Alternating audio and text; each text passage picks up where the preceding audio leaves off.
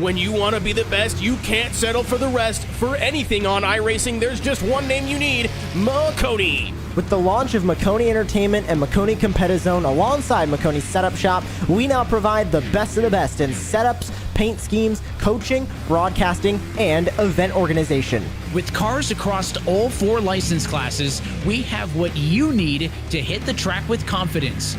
Grab a subscription and save money while going fast at MaconiSetupShop.com/subscriptions. There is a reason that Maconi Setup Shop is partnered with more real-world tracks and companies, including Junior Motorsports, than any other group on the iRacing service. And remember, at Maconi Setup Shop, there are setups, but your victories.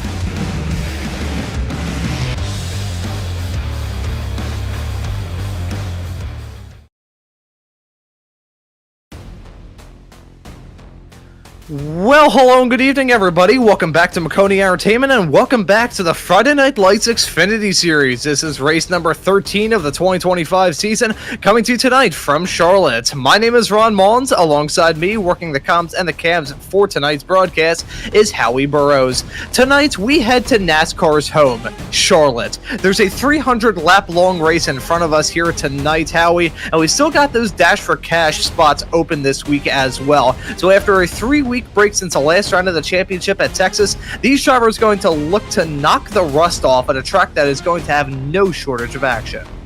What a place to resume the season at, Charlotte Motor Speedway, where you'll gain a very intimate relationship with the outside wall the moment you lose concentration. We're running half the length of the Coke 600 here. It's 300 miles at this place. It may not be the 90 million hour endurance challenge, but it's still an absolute test on this very aged, very tight and tough track with those horrible turn 4 barriers. I hate them. They get me every time, and they're not going to be easy in these cars.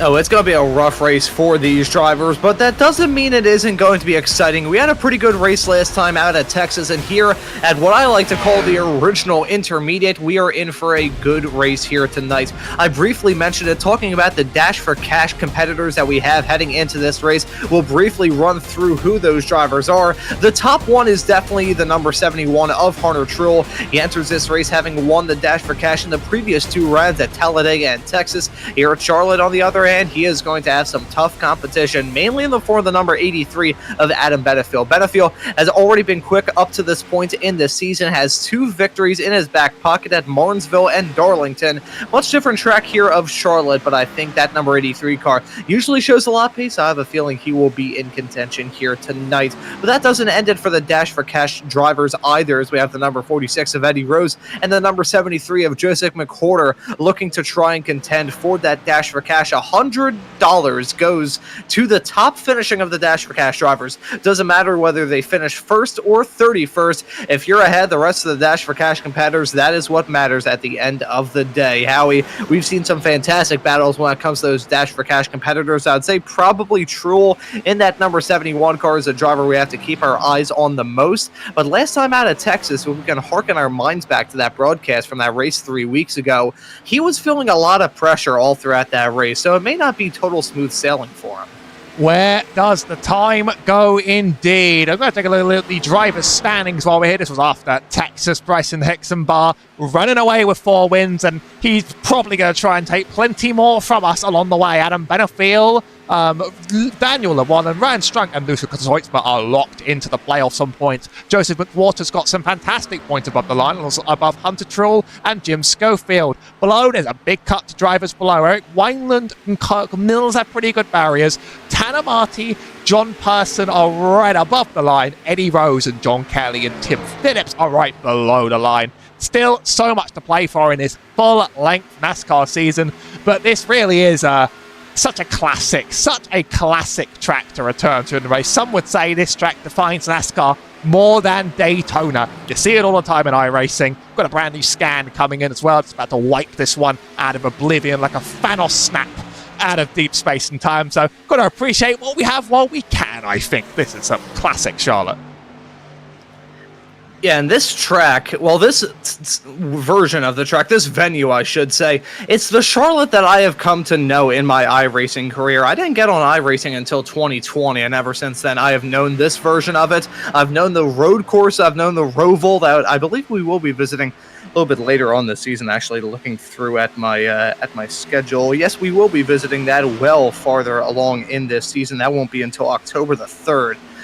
But at that point in time, we will have the new up-to-date version of the Roval as well, which is part of the main reason why they decided to rescan the facility with that new version of the Roval that I have yet to drive around myself, obviously, because it's not in the sim. I will await further verdict once we get into the brand new season of iRacing. Really looking forward to the Bend, albeit I am definitely a bit of a road course guy, personally. I love oval racing, don't get me wrong. I nearly ended up going down the dirt oval racing path in my own racing career, but I still absolutely adore oval racing. Love Charlotte as a place, love it as a facility, as a fantastic road course, as a fantastic oval, historic, and it also just puts on some of the best racing that you can see in NASCAR, point blank, period. But we've got the warm-up session out of the way, so let's look ahead and take a look at the starting grid for this race. And it's going to be Johnny Avila in the number 84 car starting this race from the pole. Bryson Hixenball, looking for win number 5 of this season, will join him on the front row. Hunter Truel, while those Dash for Cash drivers will start alongside another Dash for Cash driver in the form of Joseph McWhorter in the number 73. Those two drivers are on your second row. On your third row, it's Cameron Stone and Cody Goza. Right behind them in P7 and P8 is going to be Noah Woods and Kyle Aim, and you can see those two drivers lined up still just barely 0.3 of a second below our pole sitters time. And rounding out our top 10, we have Mark Padgett in the 02 and Jim Shoefield in the number 47. 11 to 20, the numbers I always get on the grid. Matthew Boston Wheeler sits next to Nathaniel Pollard for 11th and 12th. Tanner Marty lines up next to Daniel Llewellyn for 13th and 14th. Michael Deitch sits next to Charles Vasquez Jr. for 16. Eddie Rose next to Kirk Mills on row 9. Row 10, it's Eric Wineland and Austin Avery. We're not done. Oh, we are absolutely not looking at row 11. It's Jordan Person and Michael Pratchik. And starting right behind them in P23 and P24, it's going to be Tim Phillips and Jason S. Taylor. Looking right behind those two competitors in P25 and P26, it's going to be Ryan Strunk and Steve Benjamin. Those are the drivers that round at your 13th row on this starting grid. Right behind them, it's Ken Ron and Rory Collins. Then rounding out our top 30, it is going to be, and actually rounding out our field, I should say, it's going to be Joe Rollins in the number 29. But here's a big moment. Eddie Rose in the number 46 car, picking up an EOL at the very beginning of this race. Now, I'm not sure if race control will clear that, but if that does not get clear, that's going to be a big penalty for that one Dash for Cash driver. I've heard there are some drivers that are carrying over penalties from prior weeks. It's very hard to get those on the restart, so we're also delaying this start by one more lap just to make sure everything is sorted out for these drivers on the track. It's been a long time. We've just forgotten about all the moments, all the penalties that may have kicked off, but the drivers are going to get themselves sorted out. We're going to go 2 to green around here. It's a long race here, 200 laps, and we do have our stages as usual. One at the end of 45 and one at the end of 90 before we finally move into a long run at the very end of the race. So, as usual, for the Friday Night Lights, that stage racing is going to change things up a bit, but very often packs get tight around it. This is a small track. We're now 1 to green, so talk me through how the long run's going to go. I think the long run around this racetrack is going to be one of trying to managing your control of your race car heading all through this track. As you said, Howie, it's a track that is old school in its nature. It was built back in 1960, and despite the fact that it has had many repaves, many different licks of paint put on the walls, it still is that same old track that was built all the way back in 1960. It is narrow, heading all through some of the corners. It is challenging to get right, and you can see with some of the lines of the resealing that's been done on some of the bumps, this track is not the smooth as glass configuration that it was at one point. This asphalt is a little bit old. These drivers will have to manage their tires, maybe try and do a little bit of fuel strategy chicanery. We've already seen that a lot throughout the season. Have a feeling we're going to see some more fuel strategy action in this race ahead here tonight. And obviously avoiding incidents going to be super tricky as well. Want to make sure that he can make it all the way through the checkered flag, and make sure you don't get to that 17x disqualification limit. Hit that,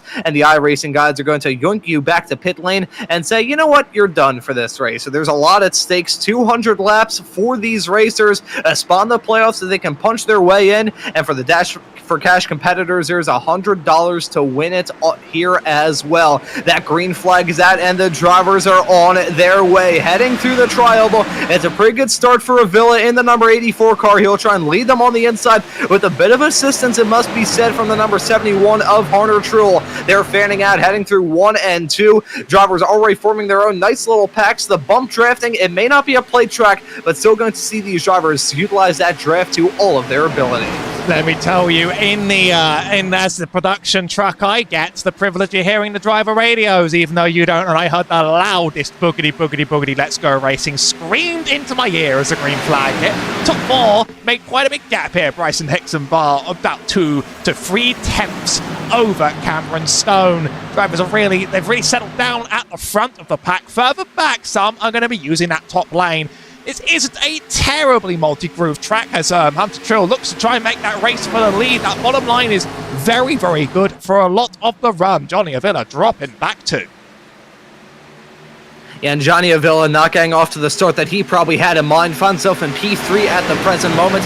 It's a 2 second-row starters and the 2 Dash for Cash competitors of Hunter Trill and Joseph McWhorter jumping out into P1 and P2. It would be a rather long shot to really discredit the number 63 of Bryson Hexenbaugh. It would be stupid to discredit him. He's gotten 4 wins up to this point in the season, and he's looking fast. That's a driver running off into the apron. I think there may have been a big moment. You can see Cameron Stone mega sideways, slideways coming out of turn number 3 and 4. He hangs on to it. I'm not sure if even he knows how he was able to hold on to it. He's dropping down like a rock, though, with a terrible run heading off that section.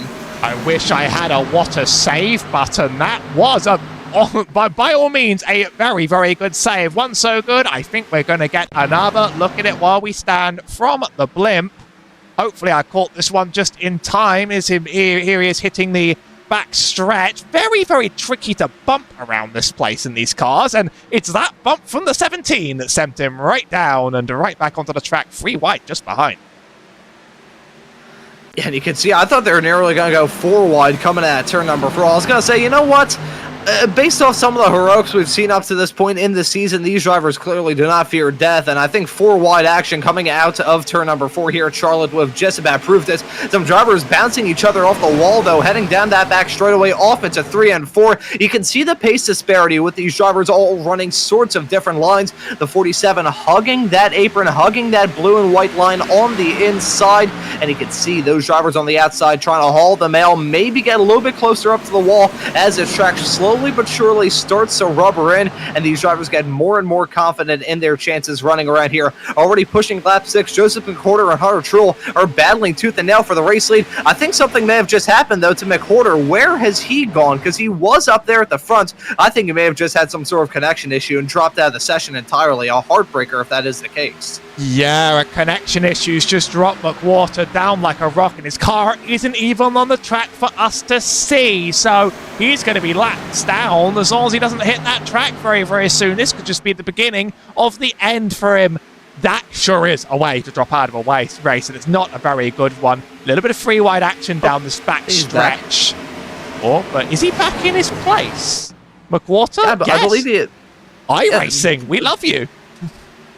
Yeah, I mean, hey, I know that iRacing did a little bit of tweaking to their systems as of recent. That car was gone. I mean, we saw it not just on our left-hand side on our graphics, but we also saw it out there on the racetrack. The 73 car briefly disappeared from existence, so I think the UFOs decided to take them very briefly, ran their tests, and just dropped them back onto the racetrack, and still in the race lead.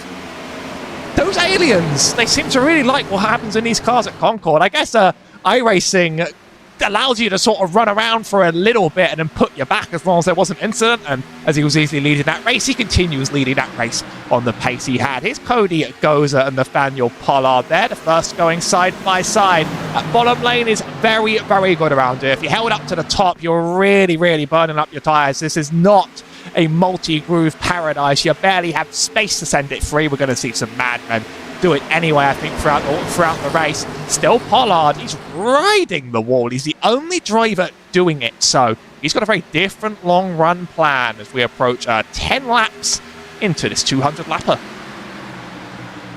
Yeah, and still a lot of time left for these drivers, but they are starting to get to that midsection of stage number 1. That doesn't mean they aren't fighting hard, though. Hunter Truex and Joseph McWhorter side by side at the front of the field, and that's Truex jumping his way back into the race lead. That game of leapfrog going to continue on between those drivers. Johnny Avila still within striking distance, though, mind you, in the number 84 car, so that's looking like a 3-car breakaway at the north end. Bryson Hicksonball maybe starting to take it a little bit easy in the 63. I was just going to say that we may get to the point of this race where these drivers are trying to set themselves up as well as they can for the end of this race instead of the very start. It's good to get some moves done early. We just saw Villa get a move done on McWhorter, so the 73 car dropping down a little bit pace-wise.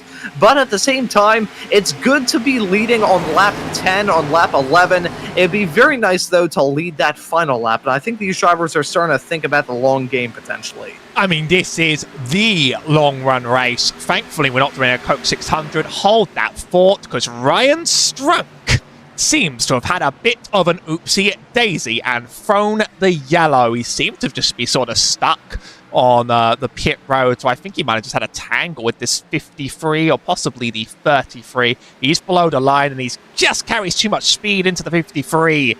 That sends him down, and that little flick where he's passed is enough to trigger the yellow. No true harm done to the field, but that's going to restack this field quite early. Yeah, so that is going to be the first yellow coming out in this race. It's 12 laps into a 200-lap long race and about 45 laps in total for this first stage. So just about in that right window. Not sure if we're going to see these drivers make a run into the pits. I think that would be rather early to do such a thing. But nonetheless, an early yellow here going to give these drivers a medium run. I think one driver certainly learned a lot is going to be... I thought we were going to have to talk about a pit stop there for a second. No, we will not, as I'm starting to see some more drivers fake their way into pit lane a little bit farther in the back. But I was going to say the number 84 of Johnny Avila certainly learned a lot in that first stage. He dropped down a little bit, so not a good short run car, but potentially having a very good car in the long run, because as we got to that stage right before we got that yellow flag as, he started to slowly but surely reel in the number 73 and the 71. It's a good medium run. Medium run is potentially pushing it in terms of whether that's an accurate vocabulary, but you're very right. Nisuya played his own game, didn't worry too much about it, knew he was fast, didn't get demoralized by what he saw around him, and that worked to his benefit. Car drivers have 5 tyre changes. I believe that means 6 tyre sets in total if we do the maths. 5 plus 1. I'm sure I can work that one out in my head. So that means that they've got more than usual around here. I mean, at 300 miles, you would hope they do, but drivers aren't going to be jumping from straight away. This track is a cheese grater. Tires are not some like optional construct like they are on a track like Daytona that runs just as long but drives so differently. This track will bully and abuse your tires, and you really, I think it go down to who has them at the end.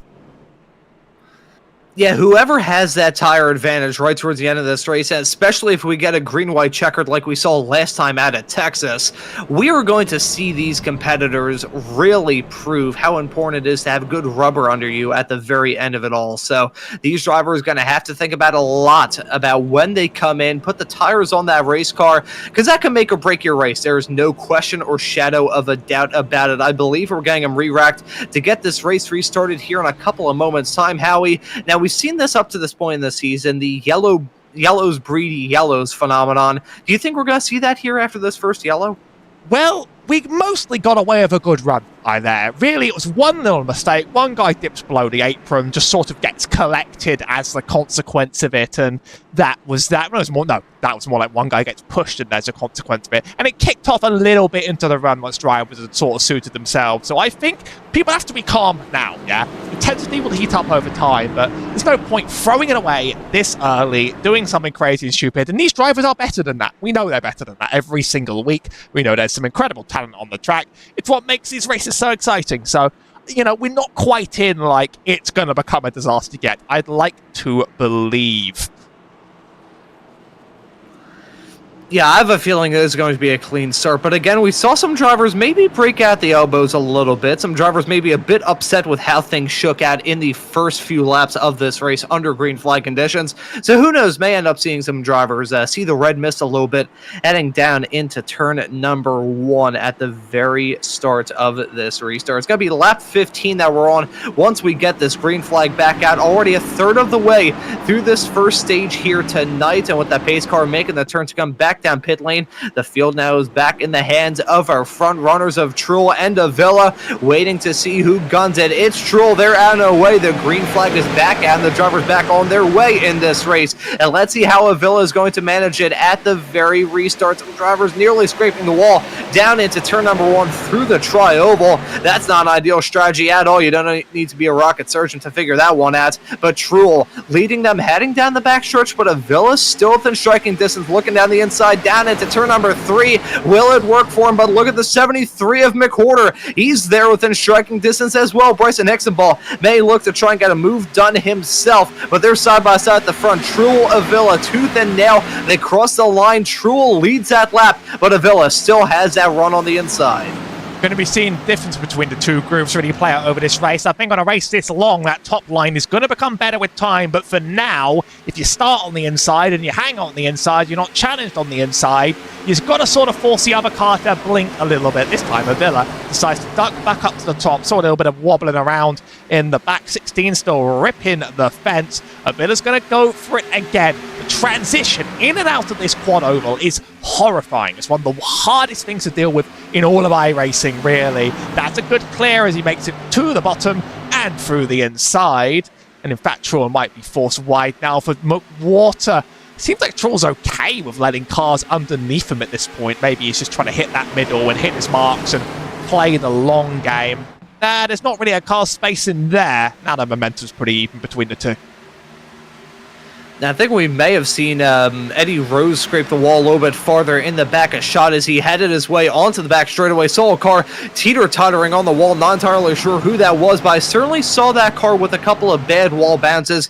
Certainly not a good moment to have at all as we see Truel running up the track a little bit and scraping that outside wall. Joseph McWhorter now on his inside, down into 3 and 4. McWhorter looking to jump into P2 and jump into the lead of those Dash for Cash drivers, and he's going to get it done. These drivers are basically all by their lonesome when it comes to Dash for Cash racers. You have to go back to Jim Shoefield down P16 to find the next one. So clearly these drivers have the upper hand for now, but they need to realize that having a cushion like this is like having a spare parachute whenever you go skydiving. It's a good thing to have, but in a perfect world you won't have to use it.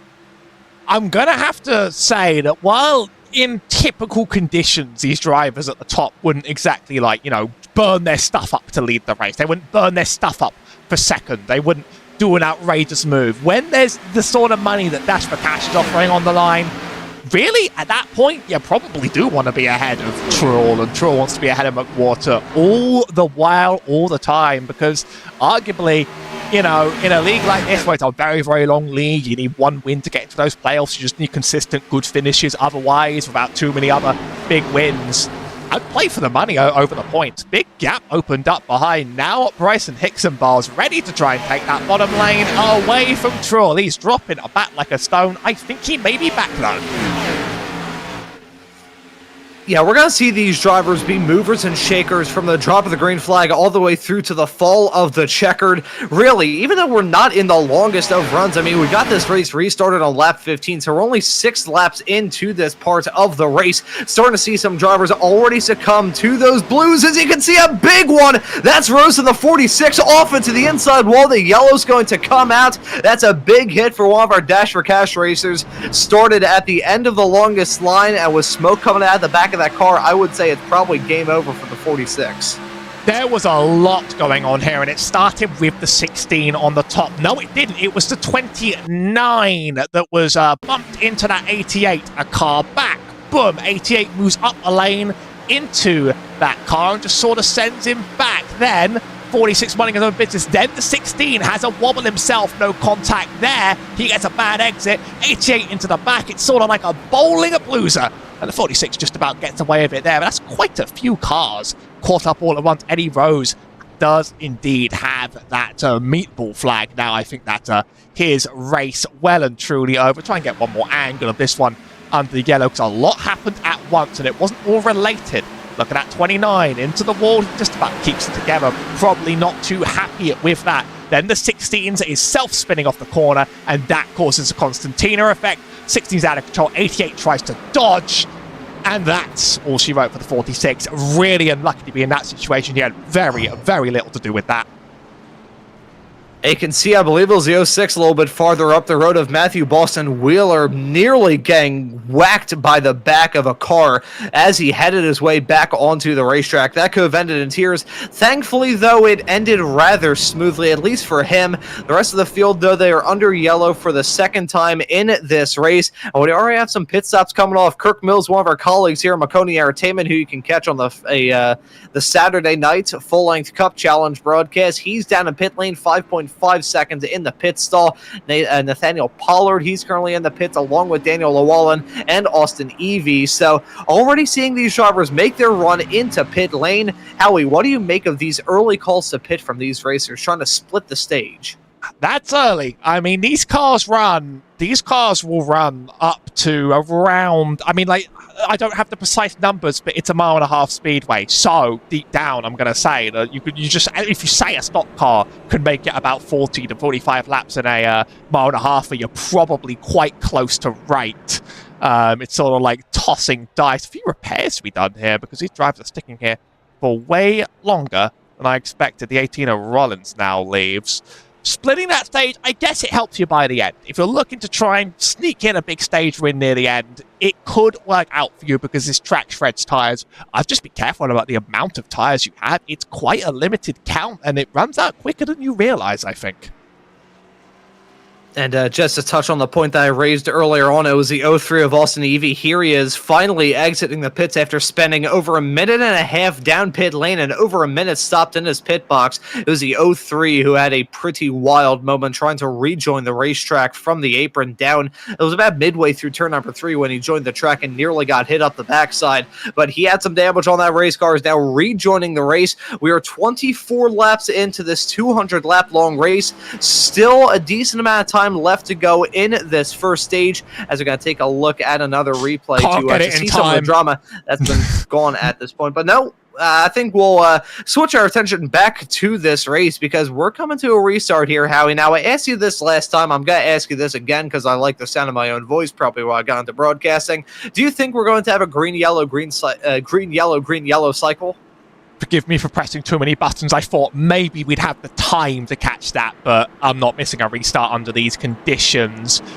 I mean, these are all still small mistakes, but that was, the sort that we've now seen 2 in a row. You know what? You're starting to build a prophecy for me, unfortunately. I seem to recall last time I was on this show, I deployed the worst commentator's curse in all of history. So maybe I have like cosmic powers on these Xfinity cars or something else. I'm not really sure. Pace car's in though. We got to restart. Yeah, it's a second restart of the day. The outside line's been rather good, so let's keep an eye on the number 84 of Johnny Avila. It's not a good restart for him. Instead, it's a number 73 of Joseph McWhorter gunning it down that tri-oval off into turn number 1. He's going to lead them comfortably. Bryson Ixenball trying to get a move done down the inside of Avila, heading off through the first 2 corners. Looks like he's going to pull back in tow. Some drivers going side by side a little bit farther in the back. Matthew Boston Wheeler, you can see him in the 06 trying to wheel that race car and get some passes done in the early stages. Jim Shoefield, the only other Dash for Cash driver left in contention for this race, with the exception of the 2 that we see in P1 and P4. He's currently slotted P14, currently involved in a massive hornet's nest, just barely inside the top 15. It is a big battle, pretty much from Hunter Truex all the way back. Everybody tangling on every single restart, but it's not been the restarts that have caused the cautions immediately. It's been sort of the way drivers have settled into these longer runs. These cars are slippery and nasty. We say it every single week as we almost fret to go 3 wide. I thought a 96 was going to do it. But these cars, I mean, these are proper stock cars, but they are hard stock cars on a track like this. They slide, their rears get really disengaged. It's very easy to just lose a wheel, wobble it around a bit, and then just sort of hang on for your dear life and hope it works. Cup cars, these are not, and trucks, these are even less. So we are going to see more of these errors, I think, and I think they're all just going to be the result of errors. They're going to be the result of someone makes a mistake, and then things are going to kick off from there. Drivers aren't really pushing their luck here, but that hasn't stopped them from causing 2 yellows, has it? No, it's... You can see these drivers have their struggles with this race, and if you have an over-aggressive driver right behind you, maybe using your back bumper a little bit around a track like this, a small little tap in the worst possible time can go desperately, desperately wrong for you. We saw Texas last time out in this series, had a driver flip coming out of the first 2 corners. Oh boy, that's the first time I've ever burped on the air. I apologize for myself here, but I'm going to pass it off to you, Howie. I've made a lot of silent burps. If you see me get lost in like the middle of a sentence, it's because like I sort of like, if I like just my voice sort of freezes up. Sometimes it's just like a silent burp. I don't do it audibly. I mean, there is a first for everything, so I appreciate and understand your loss there. A lot of single file running all the way back for quite a while. Matthew Boston Wheeler, one of the last single file runners, as he cuts off the nose of Michael Deach, and in the corners, having some really choosing to run it high. Quite a few drivers really taking some creative lines around the outside of the track this early on in the race. I guess they have a run plan that's very different. Worth noting, open setups available in this series, so your car can be set up to run in a way that is totally unlike other cars, and there's so much flexibility in these stock car setups, and getting them right a little bit like dark magic. This top 3 are fast. Hunter Truex dropping off the back quite a bit, but he's not totally out of chase. It's Charles Velasquez Jr., 1 position back, who probably needs to do a little bit more to get up there. Yeah, may end up may have to see that number 64 car shift into a higher gear to be able to get your way up into that front pack fight. But who knows? Still have a lot of time left to go in this race. There is just a lot of opportunities to be able to make up that time, but running out of time here in this first stage. Lap 31 coming to 32 this time by, so we really are running out of it here. Lap 45 is going to be the end of this first stage here, and once that yellow flag comes out, points are going to be awarded, and these drivers will have to re-rack it and try it again. If we do run all the way through green right to the end of this first stage, it will be the longest green flag run we've had up to this point. Still, though, I'm not going to jinx it preemptively. If we do have something like that, though, we're going to get a good idea as to how these competitors are going to roll throughout the rest of this race. Someone scraped the wall coming out of turn number 1 and 2. At the front of the field, though, Joseph McWhorter still leads in front of Johnny Avila. Bryson Ixenball within striking distance as well. And Hunter Truex in the number 71 car is making a nice charge to remain in P4 and catch up to these racers. He does indeed need to just stay in touch, even if maybe this P1 is quite out of reach now. There's still some nice points to be had, and if you don't have your win and you're not quite in, every little helps. Is on board with Hunter Truex as we catch Bryson Ixenball sending it right up the inside of Avila, who really is washing up wide in some of these corners, and he's just sort of losing quite a bit of space. It's about who can get to that bottom and who can spook out the other in time. I'm not seeing much out of the top at this point, but on a race this long. This track does change in heat, and it changes in wear. Now it's Hixenbaugh up high. Not quite a Villa making it alongside. He's going to drop back a position. Sure, and I think he's quite comfortable with where he is potentially. Velasquez Jr. is nowhere near striking distance right now, so that probably helps his case. Yeah, probably going to play into his cards a little bit. These drivers looking to find anything that they can in these first two stages. It's enough time to really figure out what sort of race car that you have here. These drivers get a whole lot of practice time heading into these races. And based off the fact there's been 3 weeks since the last round of the championship at Texas, I'm sure these drivers are bringing the best of the best that they can. Some 3-wide action a little bit farther behind in this camera shot as Nathaniel Pollard looking to get some moves done, and Noah Woods finds himself in a Hornet's nest with a whole bunch of race cars, including the 47 of Jim Shoefield, who is down in P14 presently, but is on the charge. I gotta say, I'm just keeping an eye on some paint schemes this early on because Noah Woods isn't running his usual yellow, and I gotta say, that is a wonderful shade of like scarlety, sort of like it's a bit pink, but also it's sort of like a scarlet red. I love the way that one's come out. A lot of drivers running their classics, but we have a few new, including one who bought their throwback scheme late.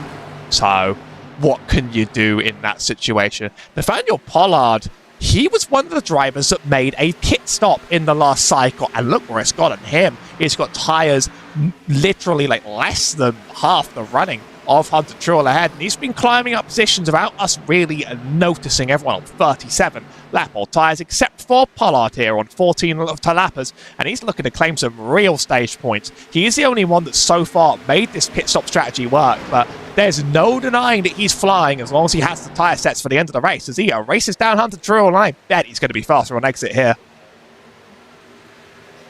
And getting the good run with the high side momentum. Will it be a move to remain in P4 for Hunter Truex? Is Nathaniel Pollard going to be able to get that move done? He was one of those drivers that we saw come into the pits already, so I wonder if that could be part of the reason why he's built up a lot of momentum. Either way, though, some side-by-side racing going on right in front of them, going to bring him into this fight.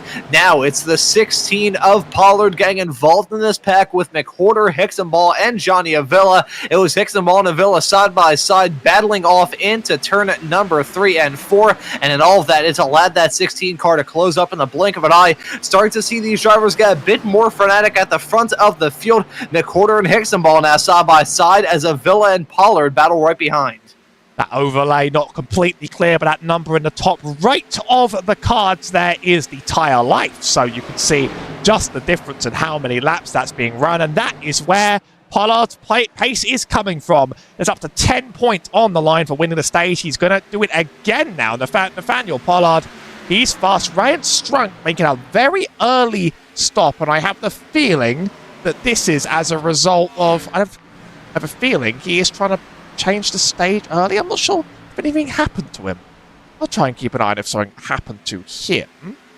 Yeah, something did happen to Strunk. We'll catch a replay on the stage break. He did have a bit of a wreck to his name, I'm afraid, because we got to catch Pollard chasing down these drivers. How far up can he go? Yeah, how many spots can you gain before that yellow flag comes out? Is Nathaniel Pollard going to be able to try and get the stage win at the end of it all to win it here in stage 1 at Charlotte? McWhorter trying to get moved on Hixenbaugh. Those two drivers, very different cases, the both of them. McWhorter currently your top running of those Dash for Cash drivers, looking to try and break the streak that Hunter Truex has been on as of recent with those Dash for Cash races. He doesn't want to give the number 71 the opportunity to go for a clean sweep. Bryson Hixenbaugh, on the other hand, has been a little while since we saw that number 63 car back his way into victory lane here in this series. The last time it happened was at Bristol, all the way back, and looking at the calendar, that was all the way back on April 11th. So it's been over a month since we saw Bryson Hixenbaugh get that number 63 machine into victory lane. I have a feeling, though, that he is here to fight at Charlotte with that red, white, and blue paint scheme here at the All-American track. Hixenbaugh's here to fight. But he won't be able to hold off a hard charge on 20-lap newer tires. Let me tell you that.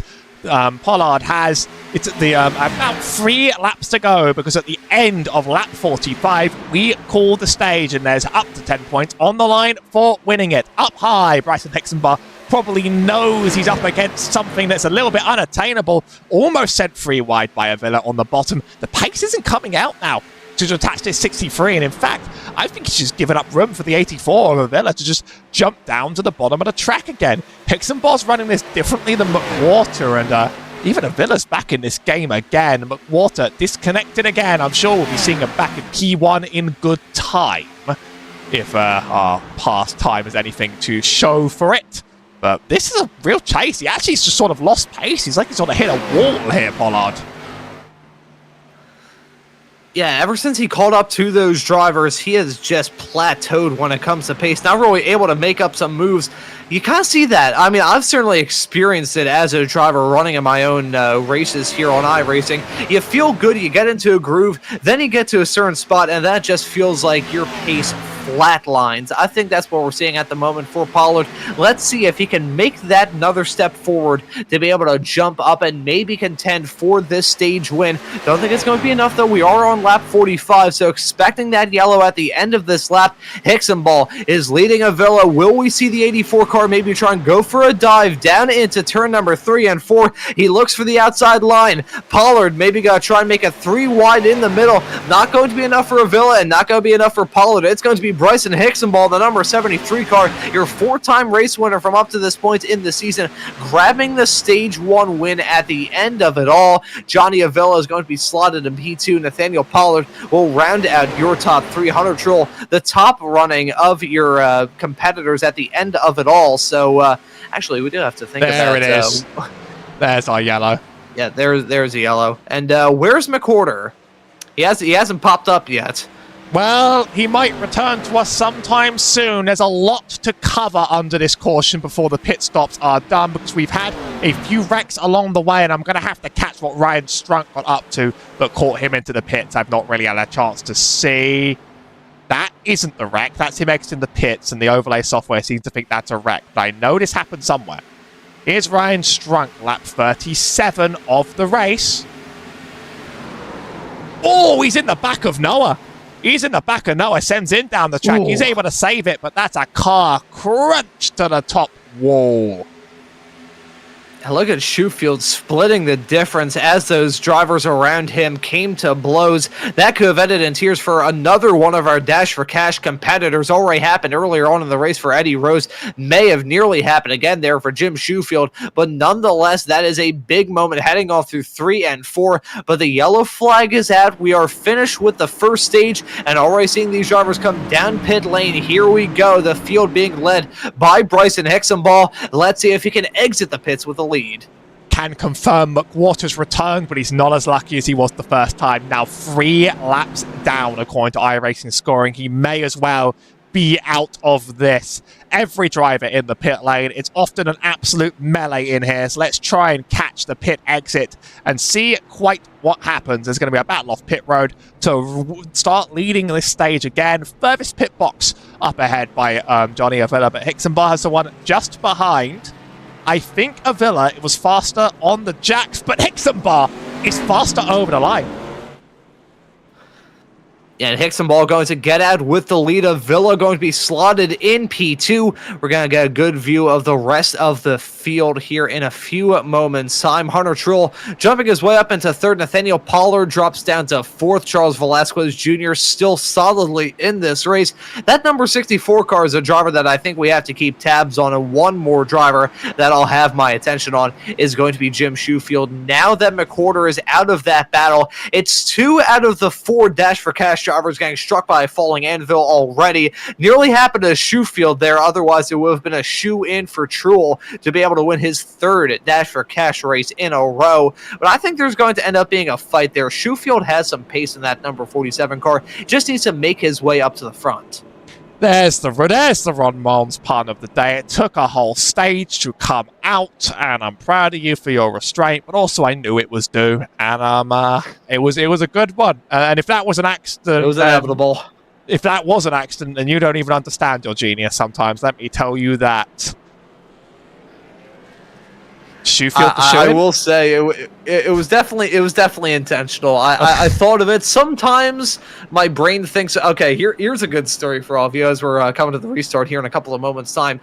Back in 2018, I had a pretty severe concussion, and this was I feel like we hear this one every week. 2018. The table. We hear about the table every week.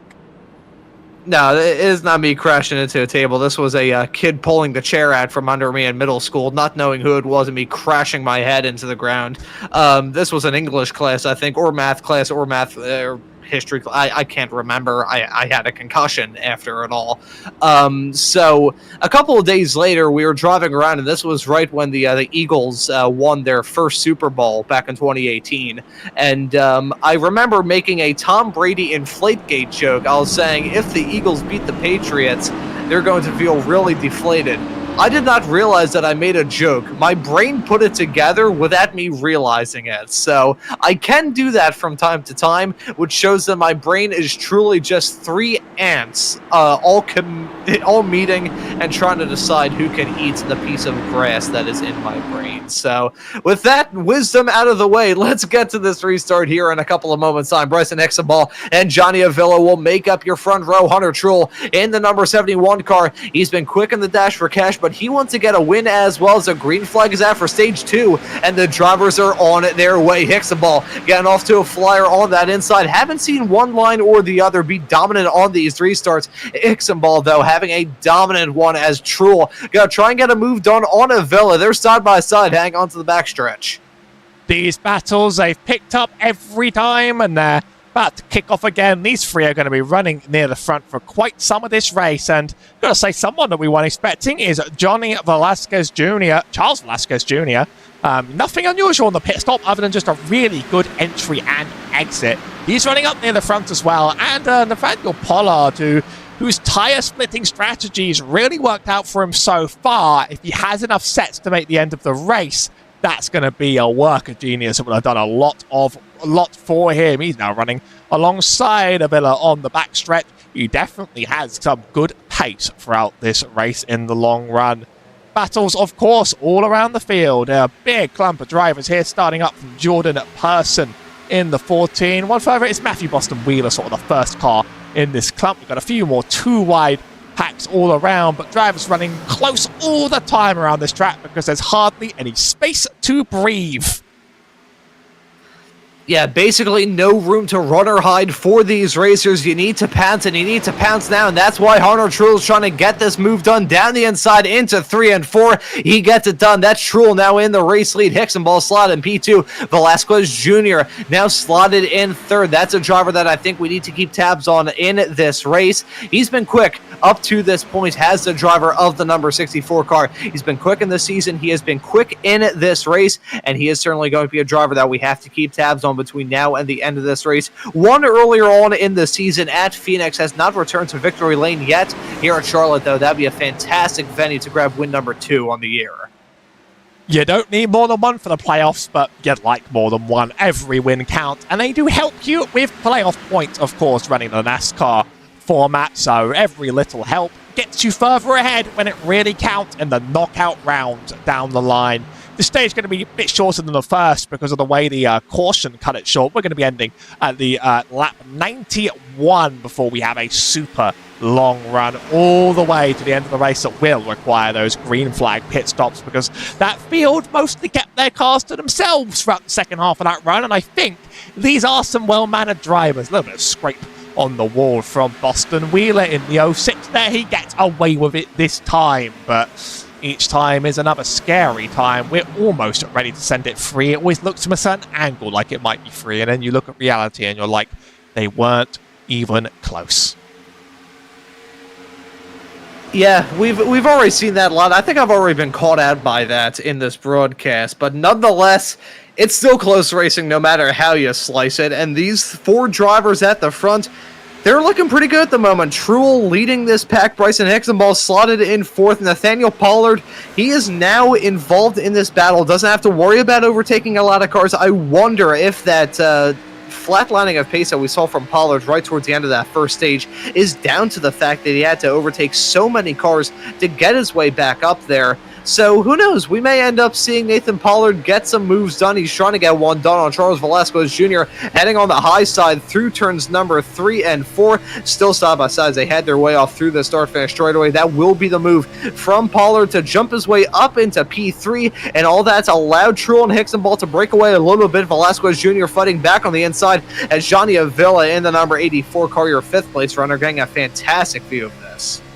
Yeah, it's nice to just see on board what the battle really looks like up front. He'd love to be a part of it, but he's got a driver just as close behind to be watching him. Cameron Stone also making that battle. Around the 10s here, there's some real chasing and moving.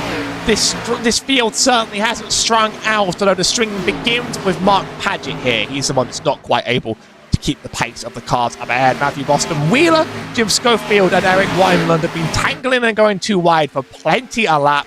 Couple grazing the wall, but no giant hits. It really starts to see separation around Noah Woods, who took damage, possibly took damage earlier, from the nasty shot he took to the bottom of the track. Even if he didn't take damage, he may have taken a bit of an ego hit. As that marks us down to Tanner Marty in 29 and Ken Braun in 20. Yeah, those drivers, they've had some pretty good performances. I believe they've been some of the Dash for Cash competitors in previous rounds, but not looking too good at the present moment here at Charlotte. Still a lot of time left to go in this race, past lap 50, and now we are getting into crunch time for these competitors. About 30 laps left here in this second stage. Hunter Truex looking good at the present moment. This is the most amount of pace we've seen out of that race car in a short run compared to previous times where he has been really struggling at this point. Looking good for him right now as, oh, that was a big sideways moment for Pollard. I think that short run speed and then long run drop off has fallen right into the lap of that number 16 of Nathaniel Pollard. And I'm thinking a bit about Hunter Truex. Well, I remember his situation very well at the last stage, very fast at the start, dropped off near the end, and wasn't truly relevant. Bryson Hixenbar's here to try and challenge him for every inch of the track that he could possibly have. He's been one of the absolute big hitters of this championship. Of course, he has 4 wins on the books, and wouldn't he love to make it 5? He just wants to have a dominant run to the end of this season, and he has a chance to prove it now, even after being a little anonymous from the start. I believe some of these drivers are running more American flags, and you might even see a special windshield. I believe it's something to do with Memorial Day. I'm British, so you're going to have to help me here, fill me in. But to Bryson Hixenbar in that very Memorial Day car, able to make a nice clear of Hunter Truex on the inside, who leaves that space. I wonder if he'll start dropping off soon. And just quick history lesson, Memorial Day is a day here in the U.S. when we honor our fallen servicemen who gave their lives so we could be able to be free and do whatever we want in this country. And what we're doing at the moment is watching some race cars in a virtual racetrack in a virtual world battle tooth and nail for spots and some serious cold hard cash. If you are Hunter Truex, he is your Dash for Cash leader at the present moment. Again, $100 going to those Dash for Cash winners, and Truex looking to get his 3rd in 3 Dash for Cash events. That would be a very good performance for him if he could just hang on. But Jim Schofield, he's slowly but surely reeling him in, now up to P9. Schofield, he hasn't been making major swings at it. He hasn't been hacking at this with a chainsaw. He's just been slowly and methodically making his way up the running order, as we're looking good for him. Currently finds himself in P9, not terribly far off the back of Pollard, who we saw involved in that front pack fight not terribly long ago. But I mean, Pollard was running on an alternate tyre strategy, and I'm afraid we're sort of seeing what happens now when he doesn't run the tyre strategy, and that is he's not battling at the front in this race. He's dropping back.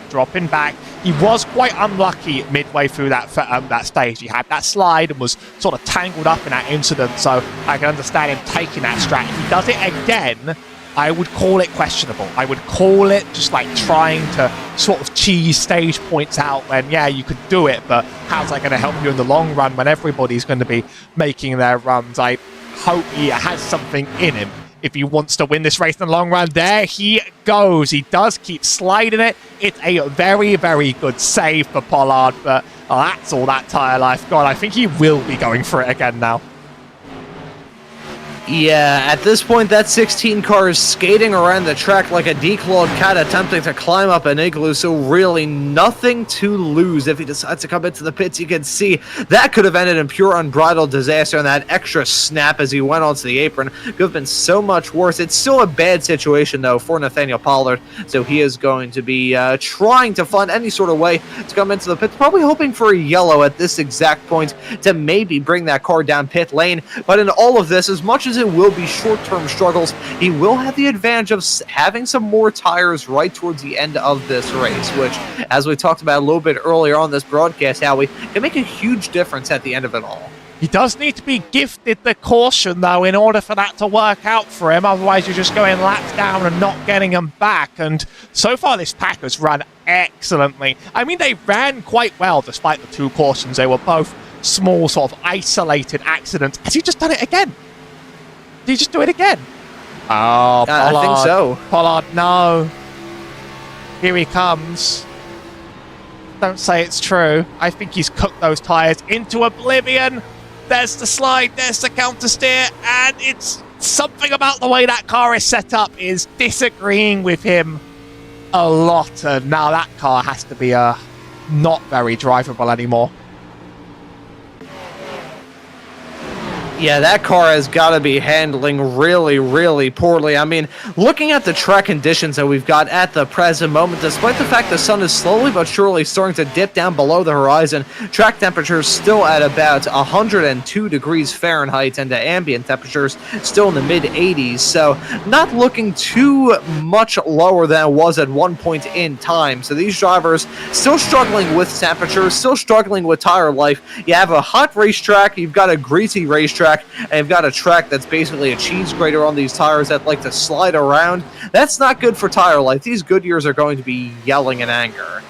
Pollard now in 19th, so he's gone from leading the day to suffering through it. It's again, I literally go on him, not even a replay, and every single turn now those tires are on fire. Every turn he is having one of the worst days. He's gone very much from hero to zero throughout this run. I mean, it's going to be kicking himself, but every corner you slide the tyres, it makes the next corner worse, and then the next corner worse, and then the next corner worse. The car snapping on him again. I mean, like, he actually has a risk of wrecking the car next to him, who has to fly off the track. That's not Jordan, but it's a lapped car, I believe. I think that is a lap car. It's the 39 of Rory Collins, yeah, so... But, you know, he almost just caused a caution, sliding it again. Let's see it one more time. Is he going to do the same thing again? I mean, I'm scared. I'm scared, Ron. I'm scared that this is how it happens. We're staring it in the face. Please exit the corner. No, that's a slide again. Oh, no, I don't know what you can do now. There's one thing that you should be doing in this situation, and that is bring that car down pit lane. You can see another sideways snap and bang into the wall. At this point, you need to just swallow your pride and come into the pits. You are losing out on more and more time. Really, at this point, with how sideways he is and how much time he's losing lap after lap, you are going to reach the point where it is better just to come down pit lane under green flag conditions. That's a huge hit into that outside wall as well. I wouldn't be shocked if that car is damaged and potentially has a meatball flag. Didn't see any sort of graphic pop up saying he does, so I think he may have gone away with one there, but nonetheless, not a good strategy if you are that number 16. At the front of the field, though, it is actually spread out a little bit. Bryson Hixenball is your race leader. Johnny Avila about a quarter of a second back in P2. A quarter of a second back from him, you find Charles Velasquez Jr. Hunter Truex still involved in that battle, and Mark Padgett has had a pretty good recovery driving the 02, is currently rounding out your top 5. But as much as these drivers are trying to have a smooth run for the final 22 laps of this stage, a car like the number 16 having those handling woes, it can change the complexion of this front pack battle in the blink of an eye. I can confirm no meatball flag for Pollard, who's taking it into pit road now. He's just going to try and stop it there. It might not be a parking, but it's going to be at least a couple laps down and hope for cautions. It's very frustrating as well when you're on an open set and you might have tuned it for the week and it just starts disagreeing with you, but it's not even this stage it was happening. It was happening earlier on as well. Earlier in the prior stages, you didn't quite have the explosion of it. So it's been a tough race and possibly a day to forget. Field making its way around lap cars. Now that 33 of... Is that the 33 of Ken Run? I think that's the 3 of Austin Eby is now the first car a lap down. Of course, first car a lap down gets gifted the lap back under our next caution, which is a guarantee at this stage. We are definitely getting that caution. Daniel Llewellyn is the next car down, and that is the 33 of Ken Run he's battling with. I look at him and there he goes. I mean, like, this is what I mean by I have a curse. And I have a commentator's curse, and I just look at things and the driver just starts sliding around like it's on ice. I don't, you know, I don't envy. You know, I can't say I've done any better when it comes to commentator jinxes. I've had some pretty rough ones on this series, mind you. I've had some pretty rough ones, just period, when it comes to broadcasting. So I have absolutely no position to judge you at all, Howie. Doesn't mean I won't anyways. It's still a battle at the front. Johnny Avila jumping into the race lead. Bryson Hixenball slotted in P2, and Velasquez Jr. maybe gonna try and get a move done in the not too far off future, wheeling that number 64 car on the inside line to get a move done on the 63. Last time we really saw these drivers battle tooth and nail was a couple of races ago at Talladega, which I think was probably over a month ago at this point, and it's really getting intense with those two as Velasquez Jr. jumping his way up into P2. That 64 car should not be discounted at all. He's got some pace. I think he very much wasn't a factor in stage one, but he stayed here this whole stage. So, you know, he's back and he's racing and he's big with it. I think these drivers are going to be trading their positions as this run continues on into its dying breath. Now, 30 laps into the stint for these drivers. There's still a little bit more they need to squeeze out, maybe even a little bit of fuel save, a bit of a wobble from the 63, but that is okay. He keeps it pointed forward, and it's not quite the disasters we've seen elsewhere on the track. Also, Mark Paget, he's been an anonymous part of this run for this entire stage. I can't words right now. I mean, I have to start these at 1:30 in the morning, so really, I'm the one you need to have pity on despite all of this. Paget's in line for some good points. He hasn't really been making chases and battles, but he's been sitting P5, he's been running at a good speed, just listening out for that engine.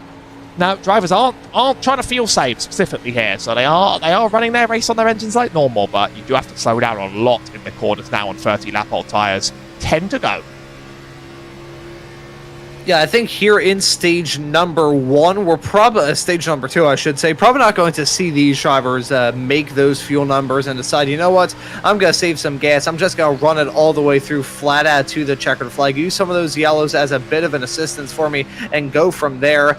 When we get to the final stage, though, with 110 laps being the distance, that will be when we start to see these drivers force that issue a little bit more, maybe do a bit of lifting, maybe clutching and coasting, heading down some of these straightaways, and just trying to figure out what works when it comes to fuel strategy. Throw the kitchen sink ads, throw everything at the wall, and see what sticks, all the similes that you can break at when it comes to the fuel strategy discussion.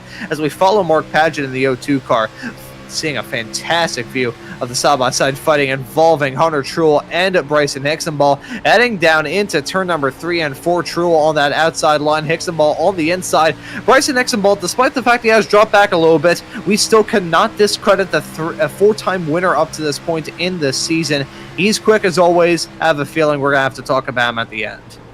So I'm seeing the sort of contingency on the back of Truex' car there for the Dash for Cash. Now, here's a crazy question. We all get crazy questions, and here's mine. Do you think that running the Dash for Cash on the rear of that car is like the equivalent of running a baby on board on your car, where you're saying, like, there's money on the line, so if there's not money on the line for you, don't wreck me. You know, like, race me fair, but don't wreck me out of this one and don't hit me in the back. Or am I overthinking things a bit? I give myself the idea to run a baby on board in the back of my NASCAR. Oh, that's a slide from Truex. The tyre smoke out there. He gives an apology on the mic, but he keeps it pointed forwards.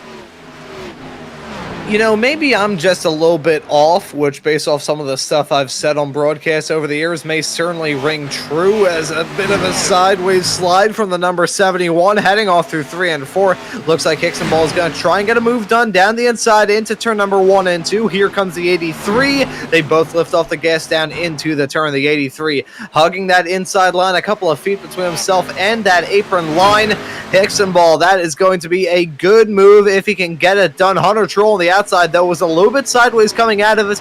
Got a good run, but not the one he probably had in mind. Got to lick the stamp and set it heading off into the turns, and if these two drivers come to blows, the 0-2 of Mark Paget will be there to pick up the pieces in case these drivers bang and rough each other up. It looks like they have single fouled out. Truel still remaining in the final podium spots.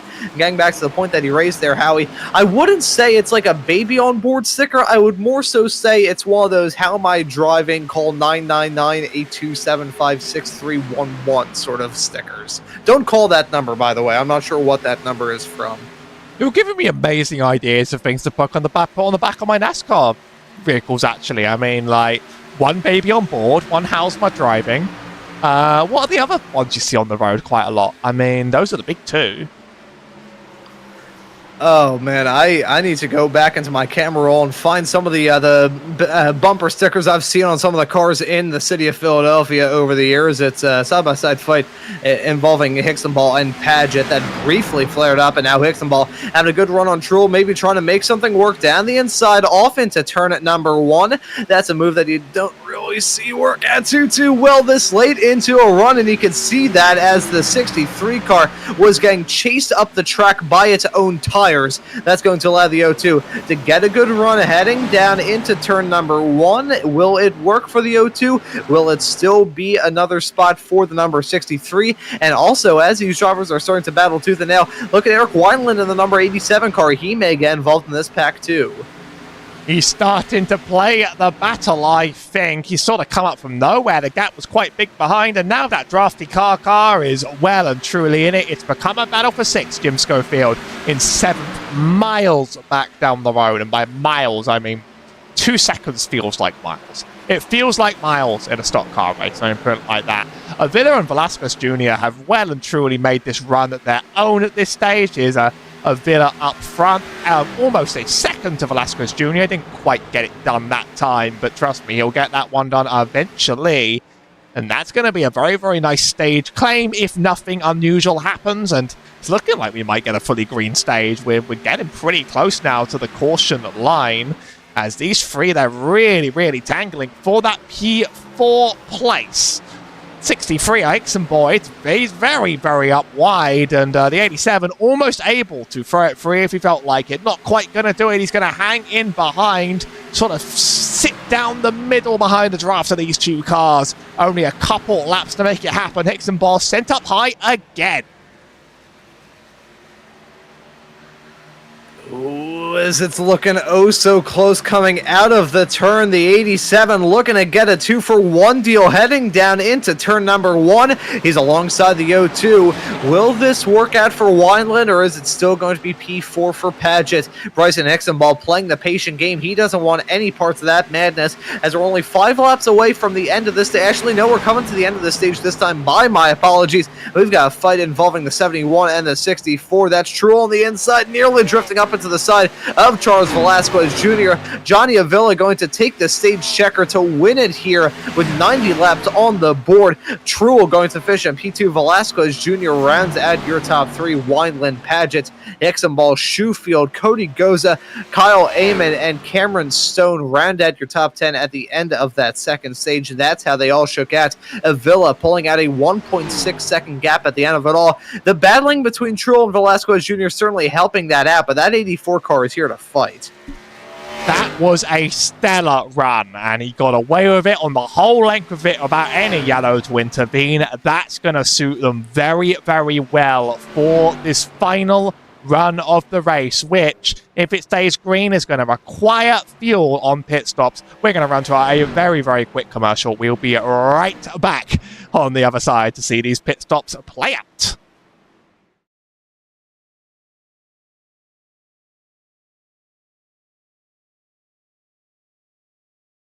You can't settle for the rest. For anything on iRacing, there's just one name you need: Maconi. With the launch of Maconi Entertainment and Maconi Competizone alongside Maconi Setup Shop, we now provide the best of the best in setups, paint schemes, coaching, broadcasting, and event organization. With cars across all 4 license classes, we have what you need to hit the track with confidence. Grab a subscription and save money while going fast at MaconiSetupShop.com/subscriptions. There is a reason that Maconi Setup Shop is partnered with more real-world tracks and companies, including Junior Motorsports, than any other group on the iRacing service. And remember, at Maconi Setup Shop, there are setups, but your victories.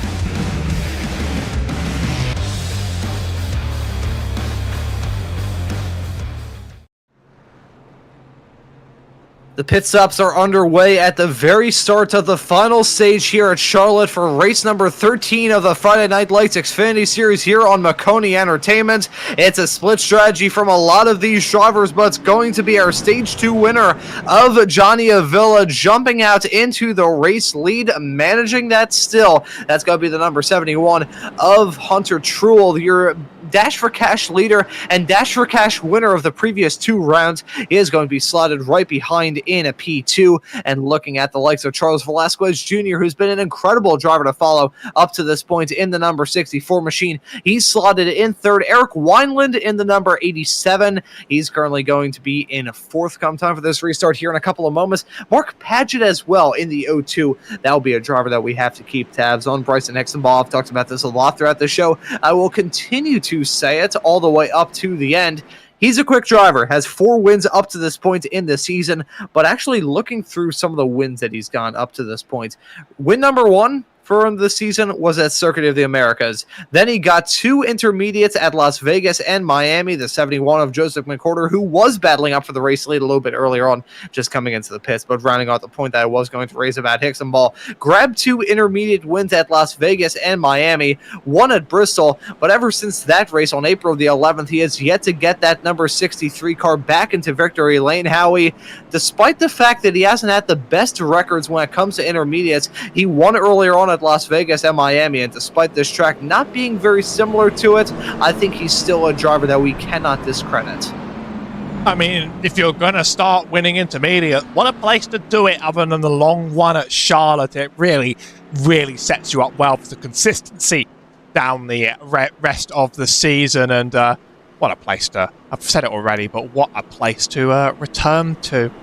Coming up in coming weeks, Nashville Super Speedway next week for a 250-mile run, followed by Auto Club in June. June 13th will be when we come to Auto Club Speedway. Yes, it may not exist in the real world, but the officials in iRacing are running it over Chicagoland, so that's what we're going to do. Long run up ahead, over 100 laps on this stage, a green flag pit stop expected, and at least an hour of running on this field no matter what. So I don't think we might stay green forever, but never say never. We have a long one ahead, and I think this could be anyone's game. Yeah, I think it is going to be anyone's race, and even when it comes to Dash for Cash, despite the fact that Hunter Truel has been running comfortable up to this point, I think the 47 of Jim Shoefield may give him a bit of a hard time at the end of this race. We are green for the final stage here at Charlotte, and it's Johnny Avila in the 84 car getting off to a flyer of a restart. Velasquez Jr. trying to make something work down the inside of Truel, heading off through turn number 1 and 2. The number 64 is a driver that we need to talk about throughout the rest of this broadcast. He's quick. Won earlier on this season at Phoenix, but he wants to return to victory lane and do it in style here at Charlotte with that very fitting red, white, and blue paint scheme on that car as well. He's still side by side with Truel. A bit of overlap. Truel may be going to get hung out to dry on that outside line, carrying that momentum out of 3 and 4. It looks like there's not going to be a lot of overlap between those two at the line, but there is just enough whereby Velasquez cannot clear him, gets to the back bumper of Avila, moves him up the track a little bit. We may have a 3-wide fight for the race lead. It looks like there's a bit of being a bang and roughing each other up between all 3 of these competitors. I think we saw Hunter Truel maybe tap the back of Avila a little bit as Velasquez Jr. jumped into the race lead. That was a little bit scary between the three, I won't lie. Not much room on the outside. The 71 tries to make it anyway, though, and that's where the nudge on the 84 comes from. Thankfully, I mean, that could have ended in disaster for more than one, and that just about evened out in time. But in exchange, what have we got? Charles Velasquez Jr. absolutely running it out with a half-second gap. He's taken advantage of the confusion. Charles taking his P2 back. We are fully single file for quite some time down this field now. Yeah, pretty much the entirety of this field has decided, you know what?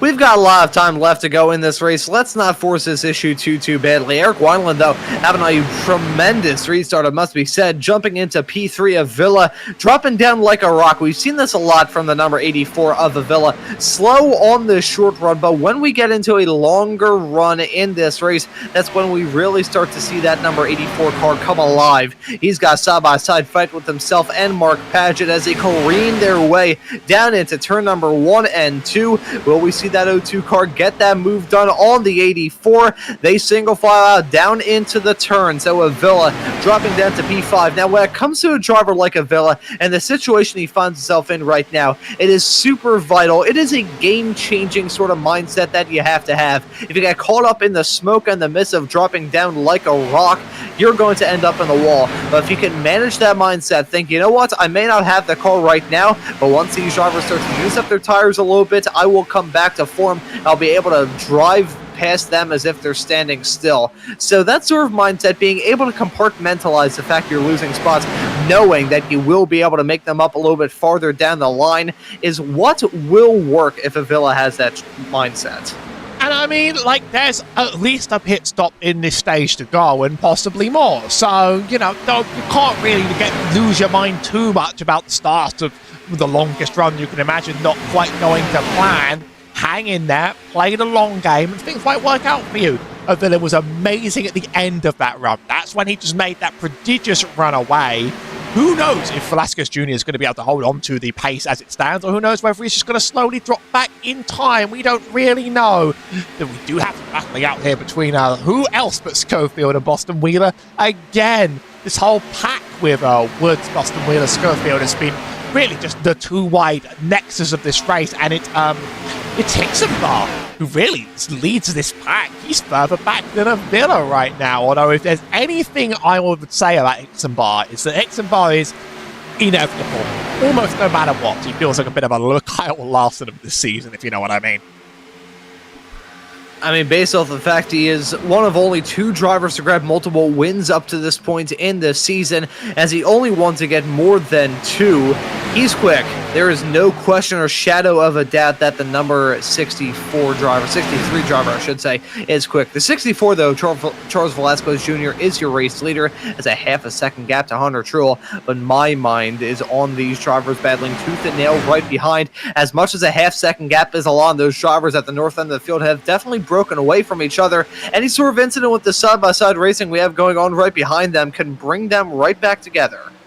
No, Woods had a pretty dull stage 2, but he's running fast in this stage 3 already. Bit of a check-up on the bottom line of the tri-oval here, and no, Woods is up to 6th. He's totally capable of it, and he swings the car out to the outside to make even more. What a run he just pulled off. He snuck it right into 4th, and as I say that, clips the wall. That's going to give up pace at 87, trying to side draft everything he can out of it. I don't think it's good enough. No, Woods just had the run of a lifetime, and he has executed. This stage is very much back for him, and, well, there's only one stage that really matters at the end of the day. Yeah, those first 2 stages, you can get the points from them, which is pretty good in its own regard, but at the end of it all, you want to be leading on lap 200 instead of lap 100. We are past that, though. 96 laps left to go in this race, and these drivers are looking to utilize what they learned in those first 2 stages to their benefit and to their competitors' curse here at the very end of it all. Velasquez Jr. still your race leader. That gap has decreased a lot at the front of the field. Hunter Truex has reeled him in. Now 1.2 seconds is the gap. Sorry, 0.12 seconds is the gap between those two competitors. It's close between Velasquez Jr. and Hunter Truex. Truex still in a very good spot to take away another Dash for Cash. 4 Dash for Cash races. We've already had the 2 at Talladega and Texas. He's won the both of them. He's looking to get a 3rd here at Charlotte and maybe get an overall checkered flag as well. He's sweeping around the outside, heading off through 3 and 4, and Hunter Truex now in the front. And of course, this is a self-replicating cycle with Dash for Cash. You win one, you're locked in for the next one. You're one of the top 4 finishers out of, if you win a race in Dash for Cash, you're one of the top 4 finishers that's eligible at the chartered drivers. And then that's all she wrote. Cody Goza leads these 3. Not seen him running up near the top, but he's had a good run of it here. And then Noah Woods, great run through the field, but it's more than a second back to Woods. So it's going to take a lot of long run pace in order to get him running further up. It's because of everything sort of concertinaed all the way back here up to Tim Phillips. It's Cameron Stone who leads the next gap over Ken Ram, Tanner Marty, and Daniel Llewellyn. Michael Deitch is running up ahead of Austin Evie, and they're on the same lap. Everybody else laps down Kirk Mills, McWhorter, who is still here, hoping maybe he'll get enough lucky dogs to make him a contender, and Rory Collins, who has struggled from the drop of the flag. So that's how it's looking at the present moment all throughout this field. Thank you, Howie, for that. 92 laps left to go here at Charlotte. It's a 200-lap long race, 300 miles for race number 13 of the season. Lots of these drivers looking to get a really good day out of this race. And hey, if there's any race to pounce, it's going to be here at Charlotte. These drivers looking to have a good day to maybe punch their way into the playoffs as well. I've talked about this a little bit, some of the winners we've had up to this point in the season. Charles Velasquez Jr. already has a win that coming in race number 4 at Phoenix. Hunter Truex, on the other hand, despite winning Dash for Cash in the last 2 races, he's yet to grab a win. But in those 2 races, he hasn't really been in contention for the win either. Here at Charlotte, though, that is a different case. He's looking to have a good day. And here's a good stat for you, Howie. In the past 3 races that we have had, we've seen Johnny Avila win the race at Rockingham. Then at Talladega, it was Lucas Hoytsma getting his first checkered flag of the season. And at Texas, last time out, it was Robert Miller winning the race. So 3 races in a row now, we've had first-time winners from the season. The real question is, though, are we going to see that streak go up to 4, or are we going to have our first multi-time winner since the likes of Adam Benefield and Bryson Hixenball? Well, you got to say the field's a very competitive one to make that sort of thing happen, even though it's been... I've been calling one of our drivers inevitable. That has been a very, very wide field of competitive drivers, and there's still a lot to play for, of course, to make those playoffs, which are quite some distance down the line. We're sort of in that phase of the championship now where you start looking at the drivers and the standings, and you sort of think like, yeah, we're not like thinking playoffs do or die, but you want to now start being close to the right place, because otherwise you're going to start running out of time if you just constantly think it's going to happen, it's going to happen, it's going to happen, when there is a limit eventually. Velasquez Jr. just absolutely hounding Truex, hounding him so hard you'd think that he'll end up in the rear of him. I think he's ready to make this move anytime soon. Side by side, down the backstretch, he's a little bit faster, and that little bit faster converts to the inside line. Will he have the run on exit? He will. Truex just gives it up as he dips down the track.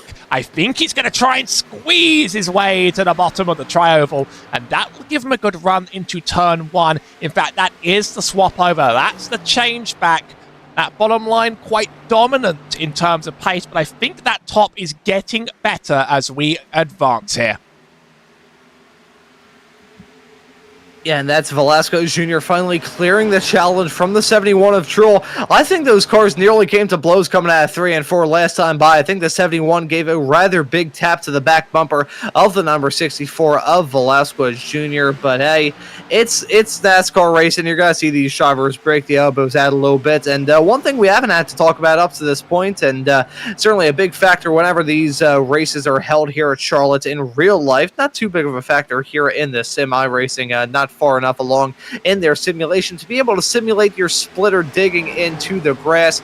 Here at Charlotte, though, heading through the trioval at the very least, it is AstroTurf, so these drivers will have a wild ride, don't get me wrong, if they get a little bit loose coming out of the corner, but it won't be nearly as bad as some of the other tracks that we've had up to this point in the season, and won't be nearly as bad as some of the tracks we will have throughout the rest of the season. I think the only downside, if you do go for a slide outside of the lost time, is the yellow barrels of doom, as I like to call them. You hit one of those, and you are going to find your car getting pinged off to the moon at a steady click of about 450 miles an hour. Now, unrestricted motors or not, allowing these manufacturers to get the most amount of horsepower that they can, don't think you'd ever be able to see an Xfinity car hit 450 miles an hour either way. So these drivers, as good of an achievement that would be, you'll probably want to try and avoid that here at Charlotte tonight. I'd be very concerned at a 400 mile an hour slam into the wall, to be totally honest, not just for the driver inside the car, but for the laws of physics themselves. The scan the track does have the timing pylon, and I saw someone was able to hit it during their Indy 500. I don't know if you'll quite be able to hit it here. I don't know if it's still around on the current scan. You've traveled to the area. You might know a little bit more than me. Do they still have the timing tower, or are we about to lose it in the great culling of Season 3?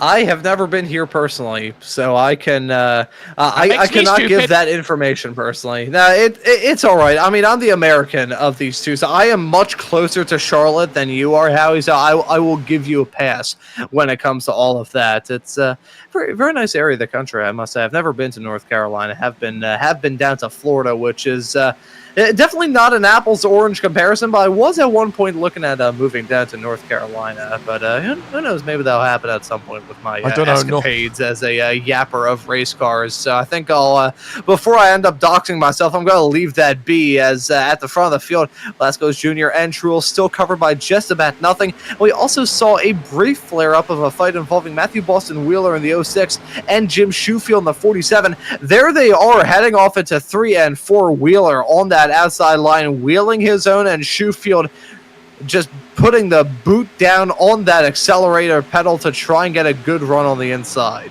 There's another one from the order. I gotta say, that was a lot easier. That was a much easier one to strike for. So, you know, you don't quite get as much credit that time. These two have really been at each other's throats the entire race. I mean, they've basically been inseparable. They've been playing a side-by-side game non-stop for the length of this race. As have I just spotted a driver in the pit lane?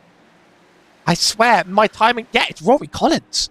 He's just decided to make a stop for it in the pit. He's put on new tyres, now 8 laps down, towed to pits. Forgive me for trying to catch what this was. I see a towed to pits event. I know what's happened. He's been having network problems this entire race, much like another one of our lead drivers who's been lapped down. So sort of interpret those jumps to pit as a tow, and that's what's been sending him down so far. Here's Kyle Amon battling Eric Wineland. He was running in that lead pack for quite some time. Now Wineland, hard hit into the wall. He recovers it and stays it to the bottom. Hickson Barr's running slower than we expected, but he's getting the clear on exit out of Amon at least, and he's going to try and get under Wineland on the other side. I mean, it's really around the 7 to 10s where the real action has been running this whole race. Yeah, the action has been strong, and the racing's been rather competitive as well. 79 laps left to go, I should say, here for these drivers. So pushing in to the 121s when it comes to our laps in this race. Pushing into the 120s, I should say, just on lap 121 there a couple of moments ago.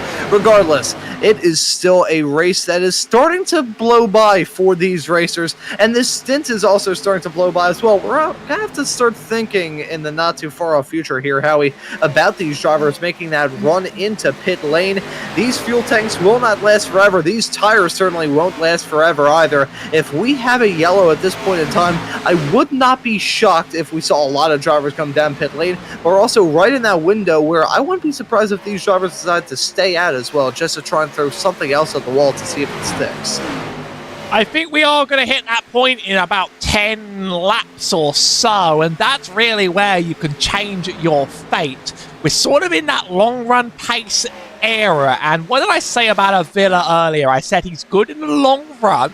He's good when it comes late, and here he is knocking on the door of Trull and Velasquez Jr., who've given up their fight. Avila's now ready to claim it back, and if you can do it in this run, you can do it in the next run, and if you can do it in the next run, you've won the race at Charlotte. So, very, very impressed by the running from Avila so far. He's now 1.2 seconds off Cody Goza, and he's running as fast as he can to finish off this run, and then he could see himself dropping back a little bit at the start of it in order to rack it all up again. If we're not going to go yellow, if we're going to stay green now throughout this period, which we've been extremely well behaved to do so, then it's only going to benefit Avila, I think. He doesn't really win out on those early scrambles, but wins this long game by a lot. Yeah, and the long game is the important one to play here at Charlotte. It's good to go for those moves in the early stages, show yourself off to be a good racer with a lot of speed, but at the same time, if you burn out at the very beginning of this race, doesn't really matter. That's not when that pay window is open. We're getting to the point where these drivers who have set themselves up to run well at the end of this race are starting to prove themselves. They're rising up to the top. They're getting some moves done. Johnny Avila is looking to get a move done on Hunter Trull around the outside, down the backstretch into turn number 3 and 4. The 84 car, he's been quick up to this point, started this race on the front row as well. Johnny Avila has come with a very quick race car here at Charlotte Motor Speedway. It's a bit of a gap that he has to usurp to catch up and pass the number 64 of Charles Velasquez Jr., and that gap will very likely grow as these racers fight hard down into turn number 1 and 2. But Johnny Avila, something about that 84 car, he's got my eye, he's got some pace, and you can see in terms of the lap times that he's setting has dropped back a little bit just based off the fact he's been battling hard with Hunter Trull. But that 84 car, he's got a good long run car, and if we can remain green through to the end of this race, or even just have an above 40 lap run to take the checkered flag here, that's going to be good news for Avila. This 84 car, this driver may be able to get a second win here tonight. I think the long run has been his benefit, and he really has been reeling it in at the end of these stages, and now at the end of this fuel and tyre run with 36 laps into people's runs. These cars, if we go with the working how we fear them, that it's about 40 to 50, are going to start making their moves very soon. We'll try and keep an eye on them as soon as possible up there on the field so that we can keep an eye on who's going to make that early undercut and who thinks they can make that overcut work. Maybe Avila wants to play this undercut because he'll be fast at the end of the run no matter the tyres. It's a tenth of a second on Velasquez, and it's going to keep on scaling. We'll keep an eye on that battle at the bottom of the screen as we look out for Jim Schofield, who's still probably been our most action-heavy driver, side by side with the most people throughout this race. He sort of lost that battle out. He's lost touch of Wheeler because Wheeler's dropped miles back. Cameron Stone's gotten in the way of the two, and I see sort of, you notice the sun has sort of come down a little bit. Well, the temperature has a fair bit too. We've gone from over 100 on track to 98. And that is a rather significant difference. It may not seem like too much. Granted, those track temperatures, they would still be enough to basically turn me into a giant puddle at the bottom end of these racetracks. But even still, it may not seem like a big drop-off, but that can make a huge difference when it comes to the tires. These cars probably driving a lot better than they did at one point. These drivers have also broken past that point where their visibility is actually starting to improve as well, with the sun dipping below the horizon. They're not getting any bad glare heading off into some of the corners around this racetrack. Their visibility is fine. Starting to get a bit darker around here as well. The lights are popping out a bit more compared to how they did at one point. 69 laps now left to go. Nice. And the real debate, yes, nice indeed, but the real debate that's going to be popping into my head is who has the car that is set up the best to run the best in both the day conditions and the nighttime as well. We may have a driver, let's say Noah Woods, for instance, just throwing a name out there, that has a really good car for the nighttime run when these conditions are cooler, when the sun is below that horizon. That car is going to come alive. We may end up having a case like that. We may have to think of someone completely different in the final stages of this race to actually be in contention for the win. But I think if you want to talk about where the conditions are going to be like near the end of this race, right now, it's all Johnny Avila's. He's been consistently faster every single lap, and he's now in the rear of enough of, I got to watch my wording, he's near the rear enough of Charles Velasquez Jr., and so he is going to be looking to try and take that place over time. You can sort of see Velasquez Jr. looking uncomfortable with that car now late in this run. It sort of slides up a little bit in the corner and, well, it doesn't quite get itself loose, but it certainly gets itself outside of its optimal window, whereas Avila, you can sort of see, you could see that car in front is uneasy. You can see that car in front is not really in full control. Avila's had spectacular control. He's had a car very, very well set up for the end of these runs, and I think now it's time for that move to be made. Yeah, and here we go, Avila looking to maybe make something work. I don't think that was a move that he expected to have happen, heading off through 3 and 4. That was just an exploratory look at the outside line. Now he's going to dive for the inside off into 1 and 2. This may be a swap-a-roo for the race lead. The 84 and the 64, tooth and nail, side by side and door to door as they headed their way off through the turn. Velasquez Jr. still going to have a good exit onto this backstretch, and it will be a take 2 this time if Avila will be able to get it done. 0.2 of a second is the gap between these racers as they start to battle tooth and nail. Gotta look at the number 71 of Hunter Truel. He may get involved in this battle as well. Coming into the pits is Michael Deitch a little bit farther in the back. He's in his pit stall right now, so let's see if this is going to spur a lot of these drivers coming down pit lane. That is an inevitability here in this final stage. These drivers do have to come into the pits, but for Velasquez Jr. and Johnny Avila, they have one focus in mind. For Avila, it's against the race lead, and for Velasquez Jr., it's to hold on to the race lead. Tried to keep an eye on Deitch, and as he entered pit lane, he disconnected. I wonder if he's just decided to pack up the rig and go home. But you're right, we're in that window. It's 45 laps into the run. These cars are now going to be running pretty close to empty, and I'll be listening out for any pit lane calls as well when they happen under green. Here comes Avila on the outside, on the backstretch, and it's not even a challenge for Velasquez Jr. He knows when he's beaten here, and now he's just got to focus on keeping that gap to Truel nice and clear to try and catch Avila during the next tyre run, I think.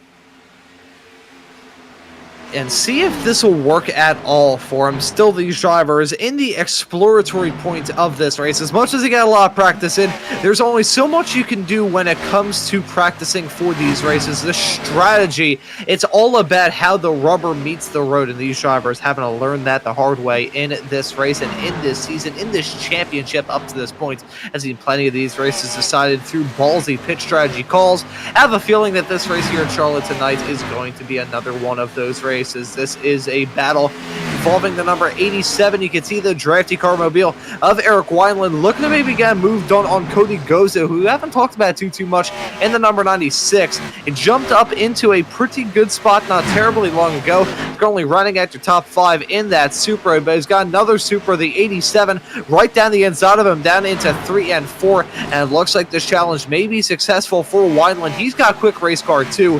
Lots of good drivers with a good shot to do well here at the end of tonight. I gotta ask, because you mentioned the manufacturers, what is your NASCAR?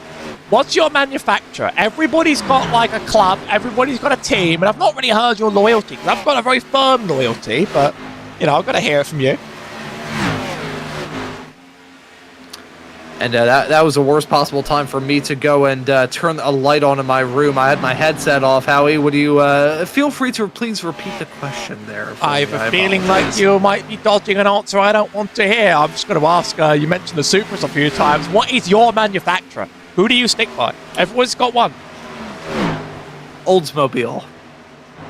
Come on, like modern, like, I picked the Buick in 87s, okay? Like, that's my funny answer, but, you know. What we're on this track today. What are we doing? I was gonna say, in my defense, my road car is an Oldsmobile. I guess I'm a GM guy, so I'm gonna have to go with Chevy personally. I mean, I drive a General Motors Oldsmobile. My dad always, so I'm a GM guy through and through. I like seeing those Camaros do well, but I gotta say, the Supra's a pretty nice looking race car, if I do say so myself. The Mustang, on the other hand, maybe it's just me being a General Motors guy, but it looks as ugly as sin at the front end of that car. If I had to pick, I would say my loyalty falls with Chevy, but those Toyotas also look pretty nice. I mean, for all three NASCAR series, I'm deep into Toyota. I think I'm just trying to be different. I'm trying to be controversial, you know. I'm trying to fight it differently.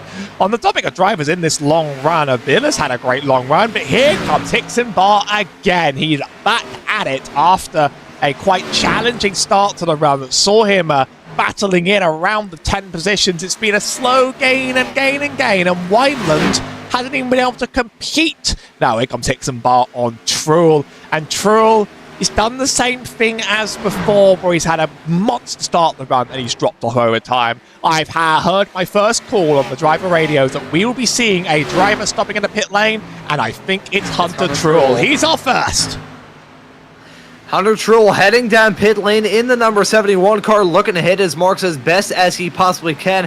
Also looking not to pick up a pit lane speeding penalty as well. These are NASCAR stock cars. They don't have a pit lane speed limit or button. These drivers have to do it the old-fashioned way. Manage the revs, manage the throttle, and keep yourself below that limit before those camera guns that the officials are holding down pit lane catch you speeding. If they do, you're going to pick up a penalty. You're going to be out of it. Truel, left-hand side up in the air, right hand side now up in the air as well. Will this be the money stop from Truel? Out and away in 14 seconds flat, and in pit lane spends 37.5 seconds now. Has to wait all the way through 1 and 2 to rejoin the racetrack on Monsoon. Well, that was a perfect splitting of the stage in half by Truel. It was 55 one end, 55 the other. More drivers dropping in. We'll keep the camera on the most important one today, but Steve Benjamin is next up bite, and I think we're going to be coming one at a time. Really, this is going to be a big freeway battle between Avila, Velasquez, Hickson Bar, and let's say four-way battle, because I think we'll be seeing Truel back into the competition. I mean, I thought Avila would undercut. I really thought Avila would jump in and sort of try and do that stop early and get the long run. He's decided to stay out for as long as he can and take advantage of his speed now. I'm not quite sure yet. Here comes Tanner Marti. Plenty more biting now. And Tanner Marti being the next driver to come down pit lane with 53 laps left to go here in this race. We are in that point where you can come down pit lane, as Bryson Hicksonball is in the number 63. This is a money stop, and this may be the trendsetter stop as well. I was just going to say, though, Howie, we're at that point where you can make it to the end, but if these drivers have a green-white checkered situation to worry about, they'll have to get nervous. They will be rather scared for that final restart. So, off the back of that subject, as we're seeing these drivers come into the pits, would you come in now, or would you maybe wait a couple of laps just to have that insurance in case a green-white checker does fly? Well, it's very NASCAR to have a green-white checker after an incredibly clean green run of racing, but also that's a very, very NASCAR thing to do, so I would possibly figure that we're going to stay green for quite some time. I'm going to try and call out every name that we see jumping into the stops as it is. That's Cody Goza, Jim Schofield, Eric Wineland, all making their stops now. So quite a few more running at full speed around. I'm hearing more and more calls on the radio, and unfortunately I can't quite identify them to voices, so that's kind of sad. More coming up. Just have to look at driver speeds and all the work that's out. That's one exit. Stone is coming in, so is Paget. Boston Wheeler now running 6th, but some of these positions are going to be a bit distorted. Let me help you with that. Let's do last pit stop lap. That's your little extension on the end, so you'll be able to see the last time. Actually, let's go for stint length. That's going to be a bit more useful. Where's the button? Stint over there. So anyone on a low number has made their stop, and anyone who has a high number has yet to do it. Hunter Truel leading the drivers who have made their stop. His was very, very early. And Joseph McWhorter, who's probably going to be leaving this race thinking what could have been at the end of it all. He had the pace to contend for the race when he had the pace to contend for that Dash for Cash win at the end of it all as well. But after some connection issues in the early stages, it is not going to come up his way here at Charlotte tonight. He's down in pit lane, currently finds himself in 21st. Definitely a bit of a kick in the shins moment for him. Nothing really that he did wrong either, just some internet connections really not showing up his way. Johnny Avila still out there on the racetrack. Your highest running of the drivers who have come into the pits is Hunter Truel, who finds himself in P10 at the present moment. Looks like he's been able to shake off any sort of challenges thus far that he's gone from Jim Shoefield, the other one of those Dash for Cash contenders. Entering this race, there were 4, mind you. The number 71 of Truel, the number 47 of Jim Shoefield, and the 2 drivers who have been struck by those aforementioned falling anvils being Joseph McWhorter, multiple laps down after connection issues earlier on, and the 46 of Eddie Rose, who I believe is completely retired from this race after a big crash in the early stages. So that's how it looks like when it comes to the Dash for Cash. But never mind the Dash for Cash, never mind that $100, although that certainly is important. We've got the drivers at the front, including Johnny Avila, our race leader, making that call to come down pit lane with a pretty big lockup there as well, Howie. That may end up being a dangerous game that he plays. Charles Velasquez Jr. coming into the pits right behind, but if Avila picked up a pit lane speeding penalty there, that is going to be costly. I can confirm I've not seen any penalties for anyone that's made the pit cycle, but that was very, very scary, and that's what happens when you bring super worn tyres into the pit lane. Johnny Avila looking to make that stop now. Looking at those pit stop times chugging on the side of my screen when you're running quite so many. Avila leaves ahead of a few. Up ahead, Hunter Truel has him beat at the moment on the run. So does Wineland, so does Hickson Bar, but Avila is a long-run gamer, and if he's going to win this, it's going to be through flying through the field at the end of his run. He very much could do it. He's the sort of driver that's proven twice that it's possible, but he wants this race to go as green as possible along the way. Only a few yet to stop, but Hickson Bar is now taking aggregate lead, as I think that could be the last of them. Wineland hasn't. There's Woods. That's going to be the last of our pit-stopping drivers, and we're about back to normality. We have snapped back to reality, and Bryson Hickson Ball showing that in all of this, he's been able to jump back to the front of the field. Hunter Truel slotted in B2. You're still leader in the Dash for Cash competition. Eric Wineland running at your top 3 as it stands at the present moment.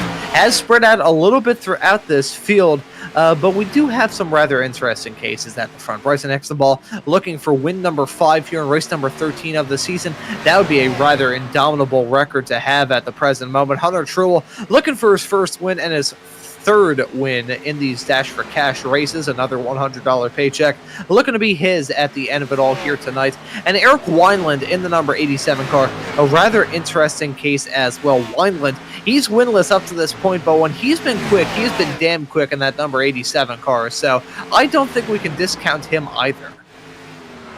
Wineland's been up and he's been down. He's been big and he's had his big times and his poor times. So he's been a bit of a wild card in this race. Fastest lap, by the way, just got pegged by who else but Johnny Avila. He's come out of this pit lane already fast early in the run.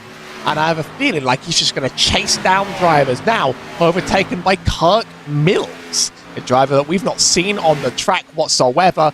Oh, hello, number 17 car. Don't think we were able to just avoid that one. That's Kyle Amon. And I'm afraid, Kyle, that you are the next visitor on the replay cam because he got it below the line. So no caution. He's going to keep this field green, but that is not quite how you meant to take that corner. I have a feeling like it's going to be a bit of a rear snap out of 1 and 2. No. Oh. Excuse me. That was a bit of a wall shock. One more time. Kyle Amon in the pit lane actually now after the damage caused by the shock. Yeah, and ricocheting off that outside wall, coming out of turn number 1, and then just looping it. Bang! You can see that was a huge hit into that outside one. Bang! Into the inside wall there as well. Very lucky that that didn't bring a yellow out. In any other situation, that probably would have ended up being a yellow, and what a dramatic one it would have been, with just enough time for these drivers to make it to the checkered flag, but a little bit of wear already on their tires, making that following restart rather tricky. But nope, it is not going to be a yellow. Instead, it's going to be the number 17 having a double dunk of the wall on the outside, then on the inside, heading through the opening half of the lap. He's now down in the pit stall. 30 seconds already down pit lane, so Kyle Amon looks like he is going to be done for in this race. As we take a look at Charles Velasquez Jr. trying to deal with the lap traffic as best and as quickly as he can. Actually, no, that was not lap traffic. It looked like it, though. Cody Goza getting his doors blown off by the 64 Velasquez Jr. He's going to be on the hard charge. He found himself in P5 at the present moment. A couple of seconds off from the number 63 of Bryson Hixenbaugh. But hey, there's 39 laps left to go in this race. Still plenty of time left to reel him in.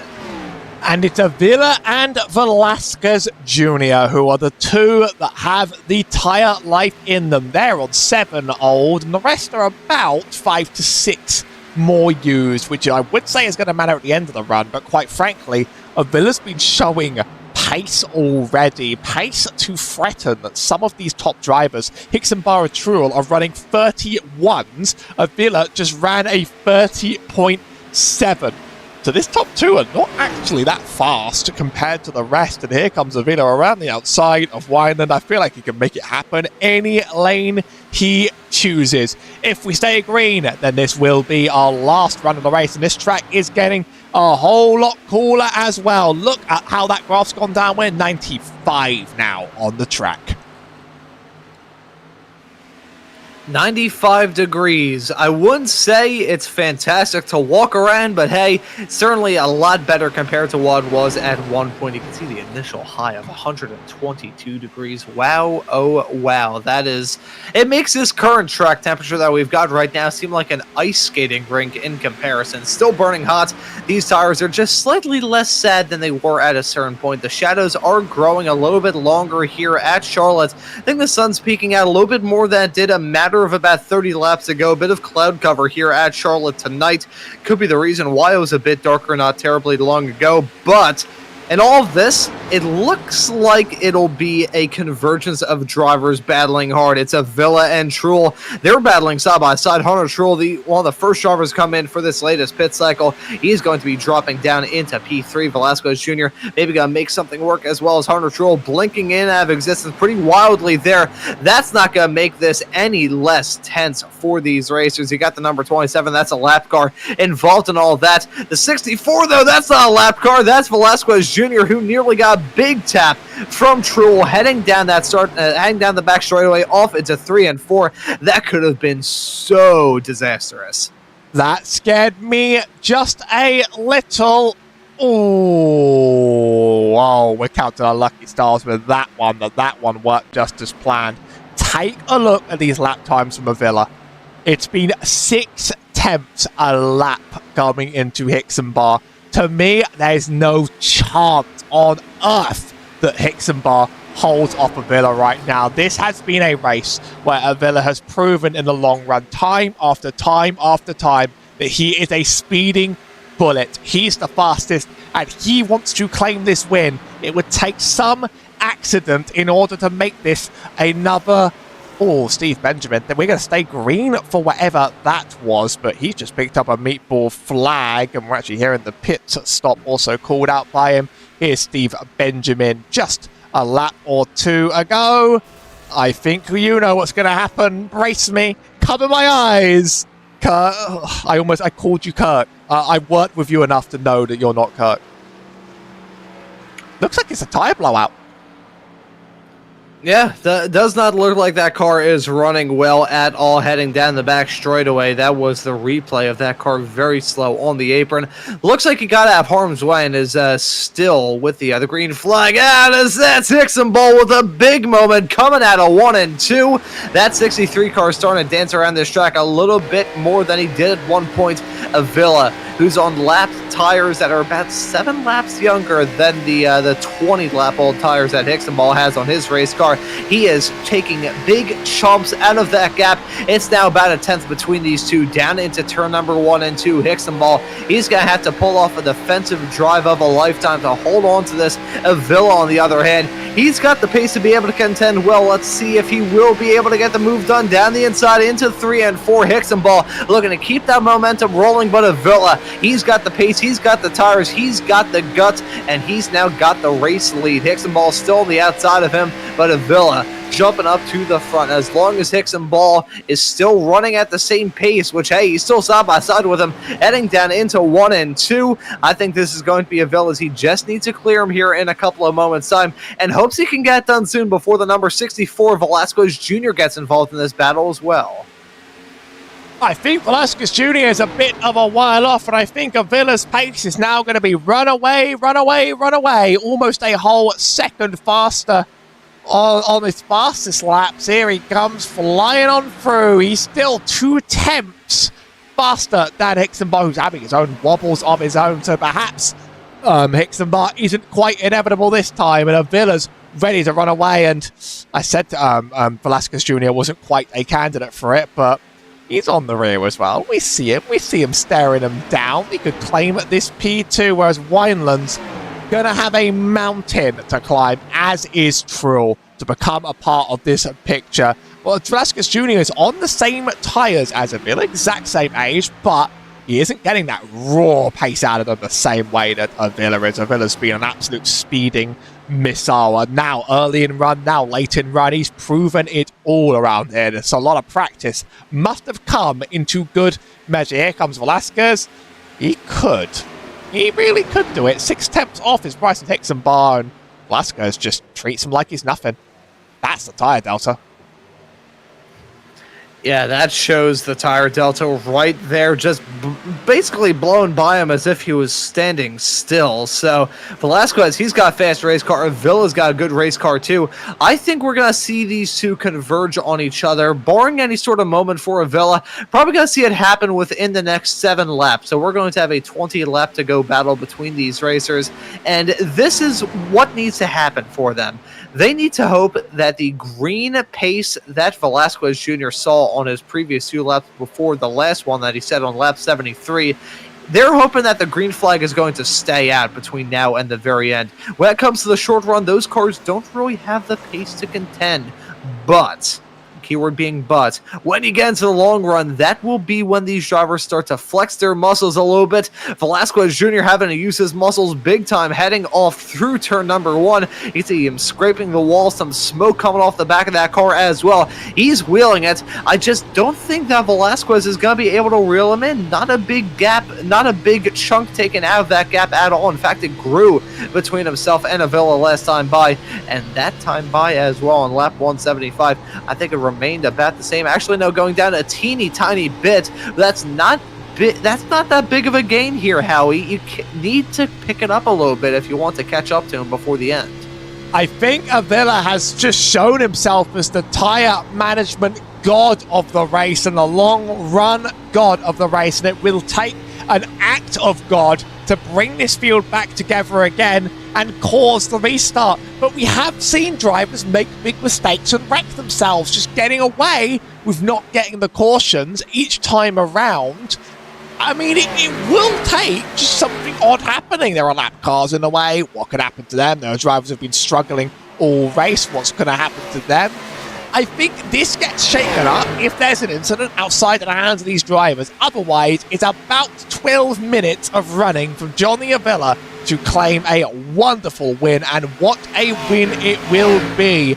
Keep your eyes tuned, but this would be Avila's first win of the season. In fact, he was never even in that top 16 of points, so he'll take that playoff run from a position he might not have been expecting before the start of the race. Mark Paget and Jim Schofield are the 2 side-by-side runners on this track. Everybody pretty much running to themselves, otherwise the sun starts to come down on this very long day at Charlotte. Oh, Noah, what was that? Oh, that's Yellow a flag. big one heading down the back straightaway. Steve The yellow's Benjamin. down. It's a 53. Steve Benjamin having a big one. You can see another car in the back of shot. I believe that's Rory Collins with a was Rory. blown motor on the back end. It was Rory Rory. Collins having a big moment in all of that. But the yellow flag is out, and oh, you can see what in the world went on there. Looked like it just drove that car straight off into the inside barrier. Probably had a little bit of damage on that car before. Certainly has some damage there. The hood overtook him, and his motor was blowing smoke. As we're going to take a look at this here, heading onto the back straightaway. That is huge, and that is a nightmare scenario for Johnny Avila What and was Charles that? Velasquez Jr. Now, that was either a hardware failure, some sort of failure with his monitor / VR headset, or he just decided to can it. And if he decided to can it, I gotta say, rather selfish way to wreck out of a race and bring a yellow out right towards the end of it all. I can understand being upset and not being happy about running all the way to the end, but there comes a certain point as well. With that yellow, that is going to really wreak havoc on the drivers at the front of the field. So if that, keyword being if that is just a conscious call to crash that car to bring your race to a close, I don't really like that, if I'm being brutally honest. I'm gonna, before I say something crazy, I'm going to, let the race control work out what was going on there. But we have a whole group into stop, and this whole race has been well and truly flipped on its head. There are few skills you need to be successful in oval racing. You need that long run, of course, but you also need that ability to win those restarts when you need them. Almost the whole field in. We'll keep an eye on who is due to stop. It is pretty much the whole field. Only the lap out cars are staying out and say will get their lap back after they get to stop again. Avila quite late into his box. He does have the best one on the track. I think he's going to be beaten out of pit road by quite a few here unless he gets those wheels turning. He does. But it's Velasquez Jr. taking that P2. Hixenbar in third with Cody Goza in front of Hunter Trull on exit. Yeah, and I think Cody Goza is a driver that we have to think about between now and the end of this race. It's only coming up in 20 laps time, but Goza, he's been there a lot. He's been lurking quietly in the background. He hasn't been the most flashy driver in this race. He hasn't been the one kicking butts and taking names, but what he has been doing, he's been quietly running strong. And that is a winning strategy here at Charlotte, not getting caught up in the red mist of any sort of moments earlier on, just keeping it clean, keeping it smooth, and keeping it calm in your race. Cody Goza finding himself on the second row for this restart here in a couple of moments' time.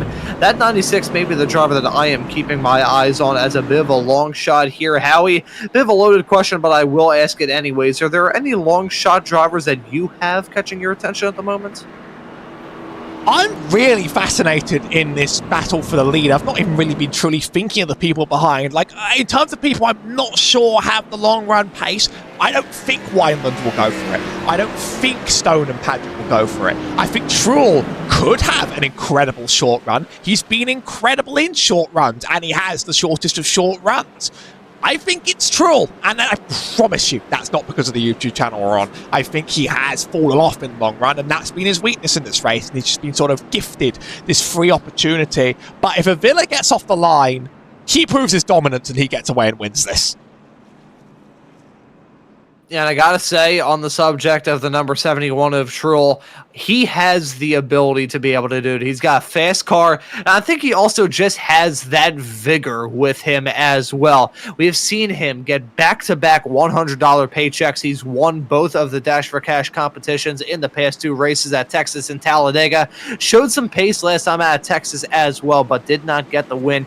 He's yet to grab a win thus far this season, but if there's any time to do it, it's going to be now. It's going to be here at Charlotte. He has a good opportunity to do it. He's going to be restarting this race in fifth. The only driver that he's probably worrying about when it comes to Dash for Cash is the number 47 of Jim Shoefield, who, despite being inside the top 10, hasn't really been able to break into that front pack fight. There's a step between the drivers we've got at the front of the field and the ones just barely inside of the top 10. And unfortunately for Shoefield, he hasn't really been able to make that leap between now and the start of this race a couple of hours ago. But we are back racing Racing here is that the final restart doesn't really matter. We've got 18 laps left to go, and Johnny Avila is at the front. Charles Velasquez Jr. looking to block off a run for Bryson Hixenball. Cody Goza and Hunter Truex battling tooth and nail, as they said, race side by side off through turn number 1 and 2. Some wall scraping, some wall banging. Eric Wineland looking to get a piece of that action as well, but it's Avila holding on to the race lead. Velasquez Jr. in P2,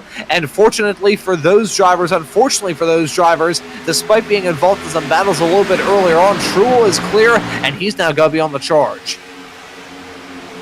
Truex was the one in that wall on the outside running into the backstretch just a lap ago. So, I mean, obviously not being a serious enough one to damage him, but it was a serious enough one to cost him a bit of pace and actually put Wineland in with it. Oh, please don't prove me wrong just quite like that.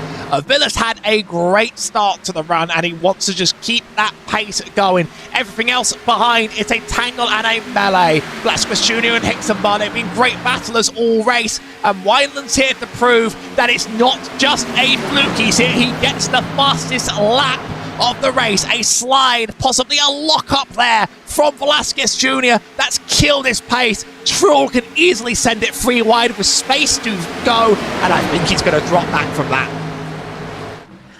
Yeah, that may be the nail being hammered into the coffin for Charles Velasquez Jr. Let's see if he can get himself dusted off in the final 15 laps of this race, but a setback like that is pretty hard to bounce back from something like that. Some side-by-side racing still flaring up between Wineland and Truex. Scraping the wall again is the number 64 of Velasquez Jr. That car is handling sour, and we also have to think about the fact that we have a full field of race cars. Some of them have DNF, but there's still a lot out there on the track, and if anyone gets involved in some extracurricular drama out there on the track, when that yellow comes out, we're going to have to re-rack him yet again. For now, though, they're running green, and Avila in that green car is trying to run away. An absolute tangle between these drivers, a melee too wide for 2 rows. It's a Truex on the back of Wineland still, trying to make the chase happen and not quite getting it. He's in the side of him. That's going to send him into the wall, and that's another yellow for sure. There could be penalties for that one. That was unfortunate. Yeah, that looked like a real rough moment for all of those competitors. Charles Velasquez Jr., what could have been his second win of the season, it's all going to come to naught here at Charlotte as we take a look at that moment. The 71 of Truex clipping the 87 and the 64. Nothing he could have done. That gap on the outside to try and avoid that incident just about disappeared for the 87 and the 64. It is just about race over for them. The 64 with some major damage that will send him down pit lane and probably just take him out of this race entirely. Really nothing to gain if he does decide to rejoin the racetrack. But with that being said here, Howie, we've got another yellow. We've got the promise of another restart, and it's probably going to happen with, at the very most, I would say 11 laps to go. Talk about a pressure cooker situation. What a way to end our day. I mean, like, we have a perfect green run, and then one very unusual mistake is actually, this is what we mean by the caution situations. People are going to race like their lives depend on it. I think it was Truex on the radio. I heard him apologizing and say, I've not wrecked anyone like that this season. He could get an end of line for that, but race control are hard. They do hard work. They do thankless work every day doing their best to try and officiate some of these races, and whenever they decide they're going to know more than me, my job's just to shout at a camera, of course. Avila leads over Hixenball, over Truex again, and Avila had a very good launch the first time. He might have to do it a couple more. What do you think his odds are on another? I would say with the amount of clean racing we've had up to this point, we're probably going to have another yellow go out between now and the end of the race. So I wouldn't really put too much on this restart that we have coming up. Knowing my luck, I probably just jinx it. We are going to see these drivers run clean through to the checkered flag. But we've got some tension. We've got some pressure in this field. We've got some drivers looking to battle tooth and nail, make their way into the playoffs, grab their first win of the season. or maybe grab their multiple win of the season if you're Johnny Avila. He is not a charter driver in this series, so not going to punch his way into the playoffs, not going to be involved in Dash for Cash come time for the next race of the season at Nashville in 1 week's time. So he's out here for one reason and only. That is chasing trophies. If anyone is going to be willing to put it all on the line, it's going to be that 84. I mean, this has been a race where he's put himself on the map for glory. Hunter Trull still in the chase for that Dash for Cash if he keeps his position, and it's looking like Race Control are giving it to him because we're lining up side by side with 1, 2 green. You don't think it will be the last time. I am slightly more of an optimist. I think this could be the last time, but anything can happen. It's a big field of drivers. There's more and more yet to make these sort of mistakes. It's been whittled down over time. Lost 28 to 22. Add 2. That means we've lost 8 drivers. So there's more to come. I think there's potentially more disaster on the road. So not counting any of that one out. It's Avila, Hixenbaugh, Goza, Truel on the front 2 rows, with Stone and Paget in as the outside bets.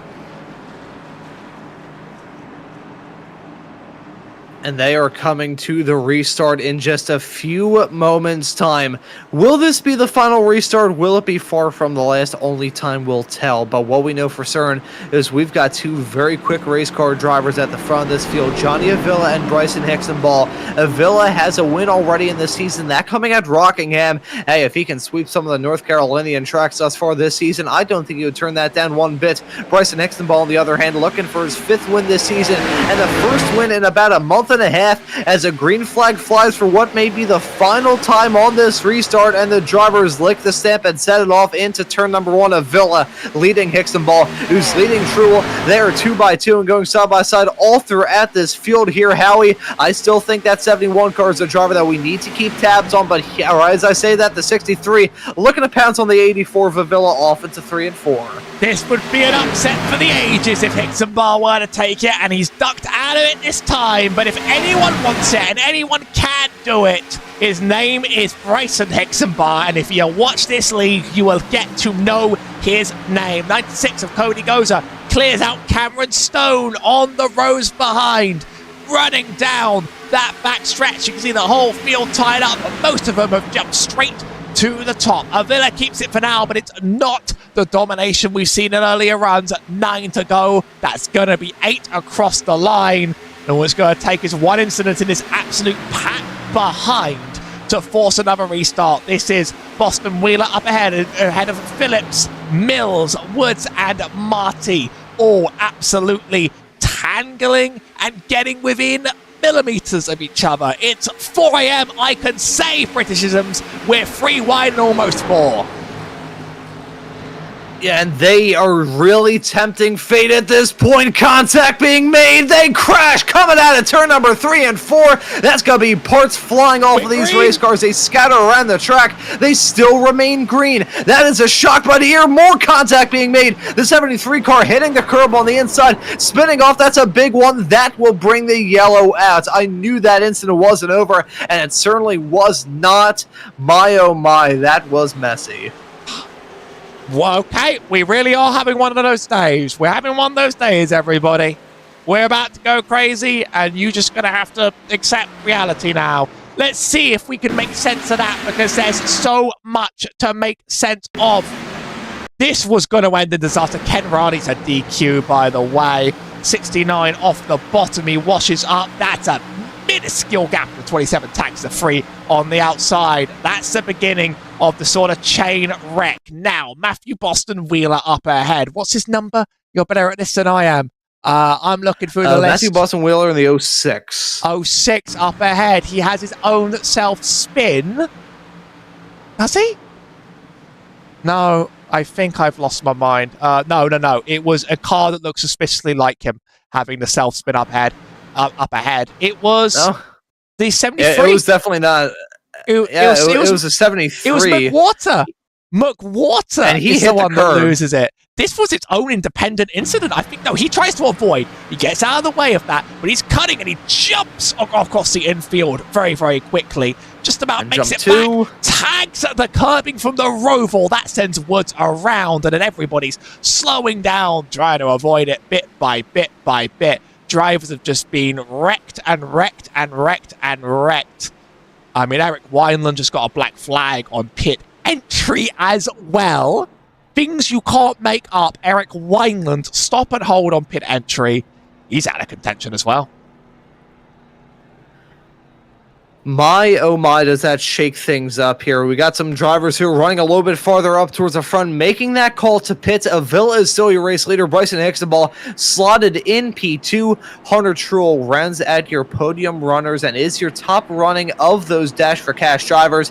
Hey, if he gets involved in some drama, Jim Shoefield in the 47 would be the one to capitalize on it all. He would be your Dash for Cash winner at the end of it all. Haven't specified this during the broadcast, I don't believe, but he can catch those Dash for Cash drivers. The two of them that we still have in contention for this race. Actually, I say that Joseph McWhorter, he's only one lap down, has broken his way back into the top 20. He's currently running in P16. Granted, was a bit of a wrecking ball not terribly long ago at that moment, heading down into turn number 1. But hey, we actually have one more car maybe going to get involved in that. I mean, hell would have to freeze over for him to get his lap back and maybe win the Dash for Cash with 5 laps left to go in this race. But hey, I've seen Stranger Things. I'm not talking about the show on Netflix. If we go down to 3 green-white checkered, it's 3 attempts as ever. We're not going to get it this time. We're going to have a couple of laps over the green-white checkered. So if there's a 3 to go on the restart, then is it a green-white... Is it a green blank white checkered? I like the idea of coming up with like a name for it. Doesn't really, because we will be restarting with 3 laps to go, so it's going to be 1 over even a natural attempt. But Hixenball was explosive at the beginning of that last run. Let me tell you that. And if he's going to make that shot, maybe this time he'll properly commit to it. We are in the cautions, the breed cautions hellfest. We're locked in now. Time's up. We're going full pace ahead. So, you know, lock yourselves in, get your straps ready, have fun out there.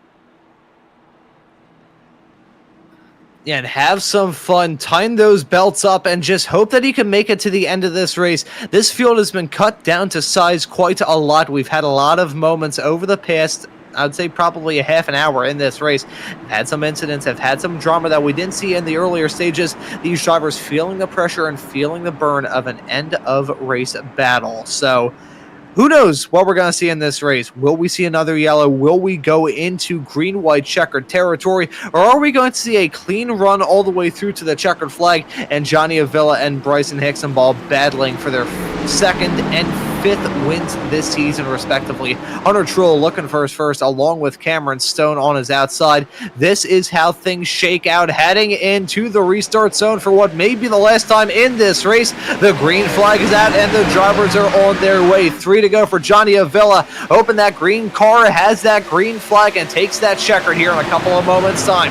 Truex getting a moved on Hixenball. He's been quick on these short runs. He has the pace in that 71 car. And after winning the Dash for Cash 2 weeks in a row, he wants to pounce. He wants to get his first win of the season. He looks for it down into turn number 3 and 4. Not enough overlap heading off through the turn, but the 84 of Avila leaving that lane open on the inside. He's got to try and get it done. Wheeling it on the inside, heading through the quad oval for the second to last time in this race. Doesn't have a good enough run, but they're still side by side. They draw alongside through the turn. Avila holding onto the outside line, going to have a fantastic run, heading out of here onto the back straightaway for one of the last times in this race. Hixenball also looking to pick up the pieces. Cameron Stone, the 57, he's had a wild race too. He may be involved in this battle as well. The 71 scraping up into the side of the 84. They nearly crashed. They do crash the 71 with a hard hit into the outside wall. The 84 gets T-boned. Bryson Hixenball has taken the race lead. It's a fight now with himself and Cameron Stone at the front of this field. Hixenball is still leading it. The green flag is still out there on the last lap. Cody Goza looking to get involved in all this as well, giving a bit of a bump to the 57 and now goes for for the dive on the 63 of Ball, down into 3 and 4 at the end of this race. It's going to be here at the end. It's a side-by-side fight right to the line. They touch, they bang wheels into the wall. It's Cameron Stone, I think, or maybe was it Bryson Ball? A photo finish at the end of it all here at Charlotte, and Stone won it. Oh, I'm just making noise. What did we just do? That was almost the heist of the century, and then it was almost the heist of the century, and then it was almost the heist, and then it was the heist of the century. What a race finish. 5,000th of a second. There is bitterness on the microphone. Do we want to run through that to the best of our ability? Because that was shocking.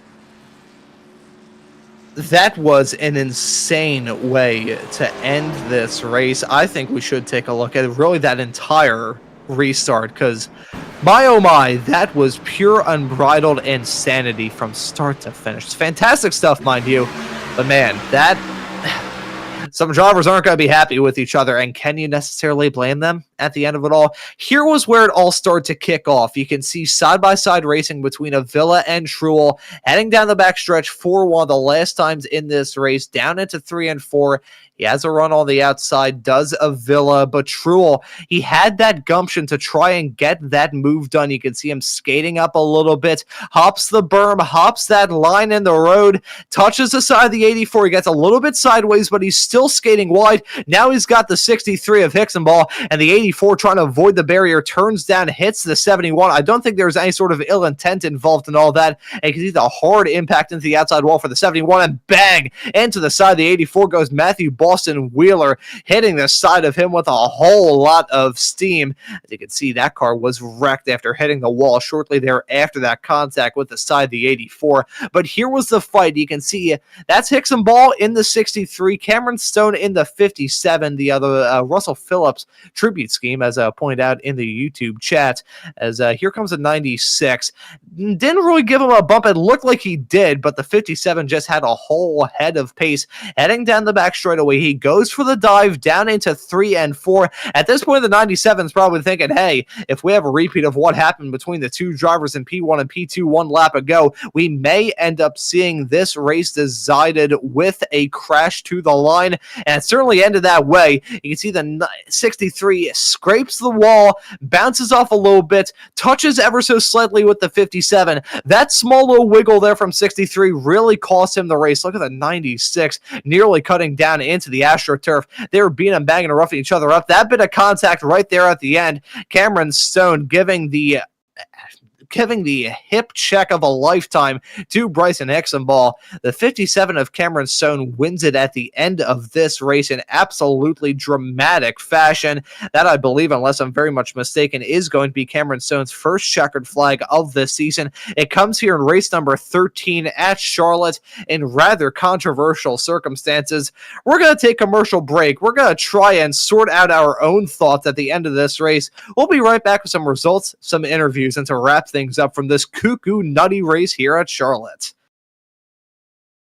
When you want to be the best, you can't settle for the rest. For anything on iRacing, there's just one name you need: Maconi. With the launch of Maconi Entertainment and Maconi Competizone alongside Maconi Setup Shop, we now provide the best of the best in setups, paint schemes, coaching, broadcasting, and event organization.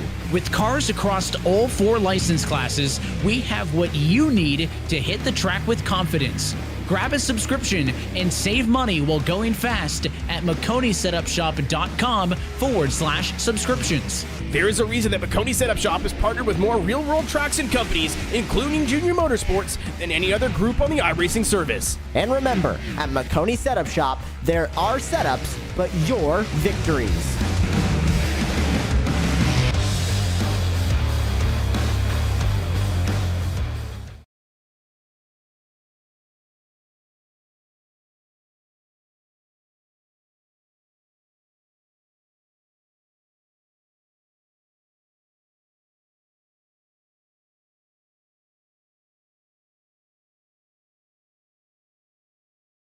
Welcome back to Friday Night Lights, and if you ever seen a Friday night finish quite like that, I've not in a very, very long time. Here's our final results from 300 miles of Charlotte, surely ending in drama like I've never seen before.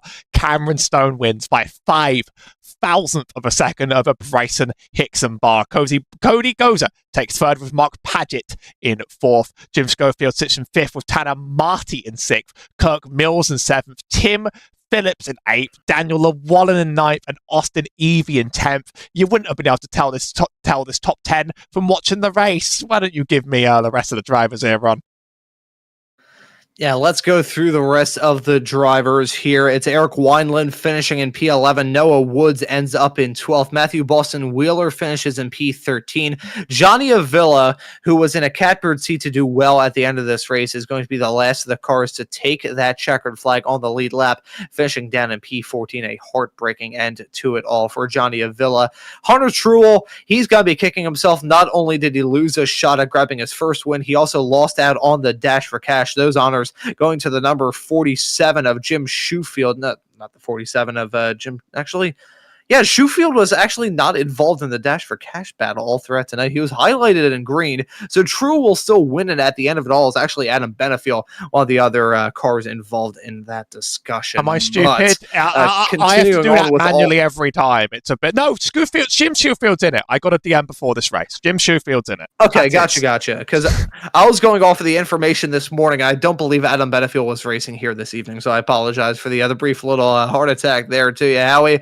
Joseph McCorder, one of the other Dash for Cash competitors, finishes in P16. Michael Pratchik in 17th. Ken Ron in 18th. Charles Velasquez Jr. in 19th, with Kyle Amon rounding out your top 20. Only 7 more cars left to go through. Actually, 9 more cars left to go through, so I'll burn through these here real quick. It's Steve Benjamin in 21st. Rory Collins in 22nd. Michael Deach in 23rd. Jordan Person, in 24th. Nathaniel Pollard in 25th. Joe Rollins in 26th.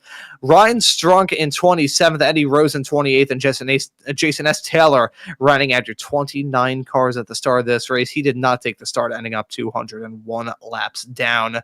But Howie, we got some drivers looking to have a chat with us. I think they have some things to get off their chest, so I will let you do the honors of interviewing. I'll let you pick who you want to have a chat with first. Well, let's break some great news. Cameron Stone, you're a winner. Amazing. Talk to me about any of that race you feel like, because that sure was a ride. Well, I know you guys are kind of new to broadcasting our stuff, man. But this league has been around in different variants for the last 5 years, and when it started off, me and Bryson were kind of the top 2 dogs in here, and Bryson's kind of continued that form over the whole 5 years, but the last 3 years or so have been pretty tough for me.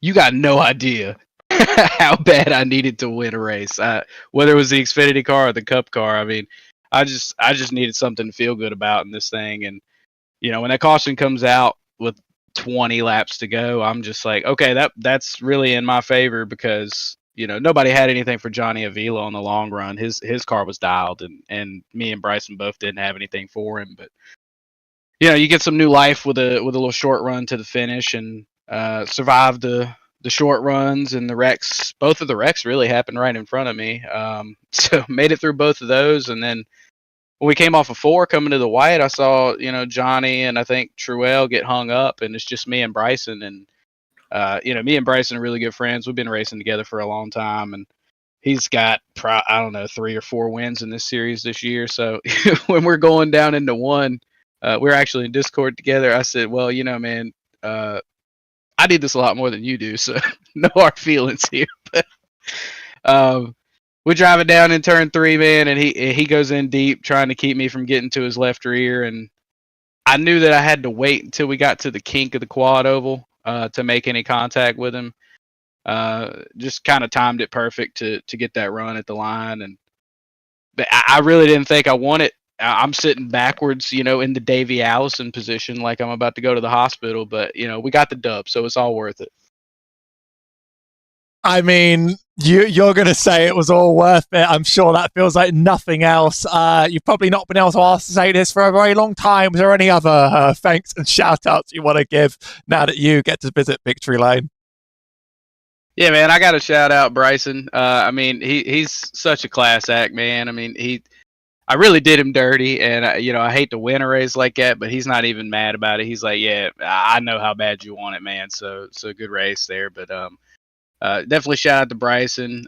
Shout out to Team Conti, Sim Performance. Those guys built us a good car this week. They build us good cars every week. I don't know if you guys know the backstory on the paint scheme on this car tonight. This is a tribute paint scheme to Russell Phillips. He was a Sportsman Series driver that actually died in a crash at Charlotte in like '95. So shout out to Russell Phillips' family. This car finally got a win, and it didn't end the way that did. So RIP to Russell Phillips. He's actually the reason I chose number 57. He's got a pretty badass story if you guys don't know about him. Yeah, just shout out to all the guys in the league. We ran a lot of green flag laps tonight, and that's not something that you get in a lot of different leagues. Shout out to Bobby for bringing this thing back. Shout out to Jason for running race control. Shout out to you guys up in the booth. I know these things full length, they don't always give you a good finish, but I hope you guys enjoyed the one tonight. That was a finish I'm not going to forget for a long time. That's what 3 weeks off gets you. I'm going to leave you into the motor coach where hopefully the rest will give you, I won't say a piece of their mind. There's nothing that I've got. It's just that they're going to have a lot to say about all of how that race finished. Enjoy the win, Cameron. All right. Thank you, guys. I'll leave you with Bryson Hickson-Barr in P2, Ron. Yeah, and Bryson Hickson-Ball now joining us here in the commentary booth. Bryson, so close but no cigar at the end of this race. It's still a P2 result at the end of it all here at Charlotte. How about you talk us through this crazy race here tonight? Yeah, this was a really great race for a long time tonight. We went into practice and the track was like 115, 120, and we didn't know exactly how everybody was going to be able to survive on these tires. They were dead after 15, slipping, sliding everywhere. And luckily the track cooled down a little bit before green, so it wasn't quite that bad, but you still had to hang it out on the right rear all race long, and had a lot of fun, but couldn't quite save tires the way that Johnny Avila could, and he just kind of drove away on the long runs there, stages 2 and 3, and really kind of just accepted that I was going to finish 3rd or 4th or somewhere around there. But got those restarts at the end, knew I had a chance, knew I had to send it, and luckily I got the run, got by Avila and Truel coming to the white, and then I looked in my mirror and Cam was behind me, and I knew I wasn't going to make it. Well, still, nonetheless, it was a very valiant effort for you here at Charlotte tonight. That looked like a pretty rough race all around. Really tough one to try and manage. But hey, still pretty good result out of it. P2 already have 4 wins up to this point in this season, so not a whole lot lost out in all of that. Coming up oh so close here tonight. But going to be running at Nashville in 1 week's time. So you've seemed to do pretty all right on some rather funkier intermediates, winning earlier on in the season at Las Vegas and Miami. So how do you feel about that race in 1 week's time? I feel pretty good about Nashville. I've had some wins in Nashville in this league here. I think I won the first race ever at Nashville that we ran, and it's been really good to me. Hopefully I can find that success here in this Xfinity car with the first time this league is going to it for Xfinity. And really looking forward to that race in 1 week's time. I think that is going to be some fun in that race. Anyone tuning into this broadcast tonight is going to be 250 miles, 188 laps, and you'll be able to catch all of the action here on Maconi Entertainment. But Bryson, thank you for joining us here in the commentary booth. And before we let you go and celebrate this P2 result, is there anybody you want to give a thanks to or shout out? Yeah, a shout out to Team Conti Sim Performance for the setups. Every week does such a great job. Nick builds amazing Xfinity setups. We have a lot of wins this year between me, Cam, Adam, Charles as well. It's been a great time tonight. Glad to bring it home. 1, 2, and I believe 3 for Cody Goza on Team Conti as well. And also want to just talk a little bit about my scheme tonight. Was American flag theme scheme, but I've got over my name rail Sergeant Stan Brown. It was he was my grandfather. He Vietnam War veteran, and unfortunately passed away earlier this month. But wanted to have his name show up on my car here for Memorial Day, and as well going to run it again at Chicago Street Course for 4th of July. Well, a very nice tribute there, Bryson. Sorry you couldn't get that car into victory lane, but hey, a P2 result is still a good one at the end of it all here. But Bryson, thank you for joining us here in the commentary booth, and well done on the P2 here at Charlotte tonight. Thank you, guys. Hope to see you in the next one. You will certainly see us there. That right there was Bryson Hixenball, our P2 finisher at the end of this race. And Howie, I will let you have dibs on our P3 finisher of Cody Goza. Cody Goza, you've been kind of a little bit of everywhere this race, and you've come out of it P3. Talk to me about how that was to drive for you. You know, it was rough in the beginning. I didn't really have the long run to hang with them guys, and it was just hanging on and dodging the wrecks there at the end. And it was fun. I wish they would have wrecked themselves coming to the checker there just a little bit sooner. Well, you managed to stay out of it, and that's often really, really what matters. How did this car handle around here, and how did it change over the course of the race? Because those weather conditions changed as much as the car. Yeah, definitely. I mean, the track was really hot when we started, so it was really slick. You're really fighting it being loose, especially over the long run. You burn that right rear off, burn the right front off too. I'm not the best at saving tires anyways. Towards the end, when we got down in the mid-90s, I mean, they were just rocket ships. I tried to loosen mine up there for that last run, and it really seemed to play into my hand there towards the end. Well, enjoy the point, enjoy the finish. Do you have any other thanks or shout-outs before we wrap up this show? Yeah, definitely got to thank my wife, because I know my kids were running through here the whole race, and there's like a circus here. And also Team Connie and Nick over there, because this setup this week was just unbelievable. Just an absolute rocket ship all week. Well, you got 3 of your drivers in the top 3, so I would definitely consider that a win. Go enjoy the P3. I'll leave you with the motor coach to celebrate. What a extraordinary race had by all. Thank you, guys. It was a fun one. So, Ron, that race really was just a little bit of everything, I think, on the track. That it really was. We had that compelling strategy content. We had some beating and banging and roughing each other up, racing right towards the end. Had some really close battling from the drop of the green flag all the way through to the fall of the checkered. That race had just about everything that you can expect out of an Xfinity Series race here at Charlotte. It was a good one for 300 miles, and at the end of it all is a first-time winner from the season of Cameron Stone grabbing the checkered flag at the end of it all. And really looking forward in 1 week's time for the Nashville race. Gonna have more Dash for Cash left up on offer. Getting back to the point that I was going to say, the fact that we now have, it's not going to be a clean sweep of the Dash for Cash races, as Jim Shoefield able to get that job done, winning $100 at the end of this race. But Nashville in 1 week's time, Howie, that is going to be a good one, and I'm certainly looking forward to that 250-mile, 188-lap race on that rather bizarre track that I think is 1 1/3 of a mile. Nothing more, nothing less. These drivers going to look to put on a good show there in 1 week's time. But as for this broadcast here tonight on Maconi Entertainment for round number 13 of the Friday Night Lights Xfinity Series at Charlotte, that will just about do it. So for myself, Ron Mullins, and Howie Burrows pulling double duty, working the comms and the cams with me on today's broadcast, I say thank you all so very much for watching this broadcast on Maconi Entertainment tonight, and we hope to see you all wherever it is in the not too distant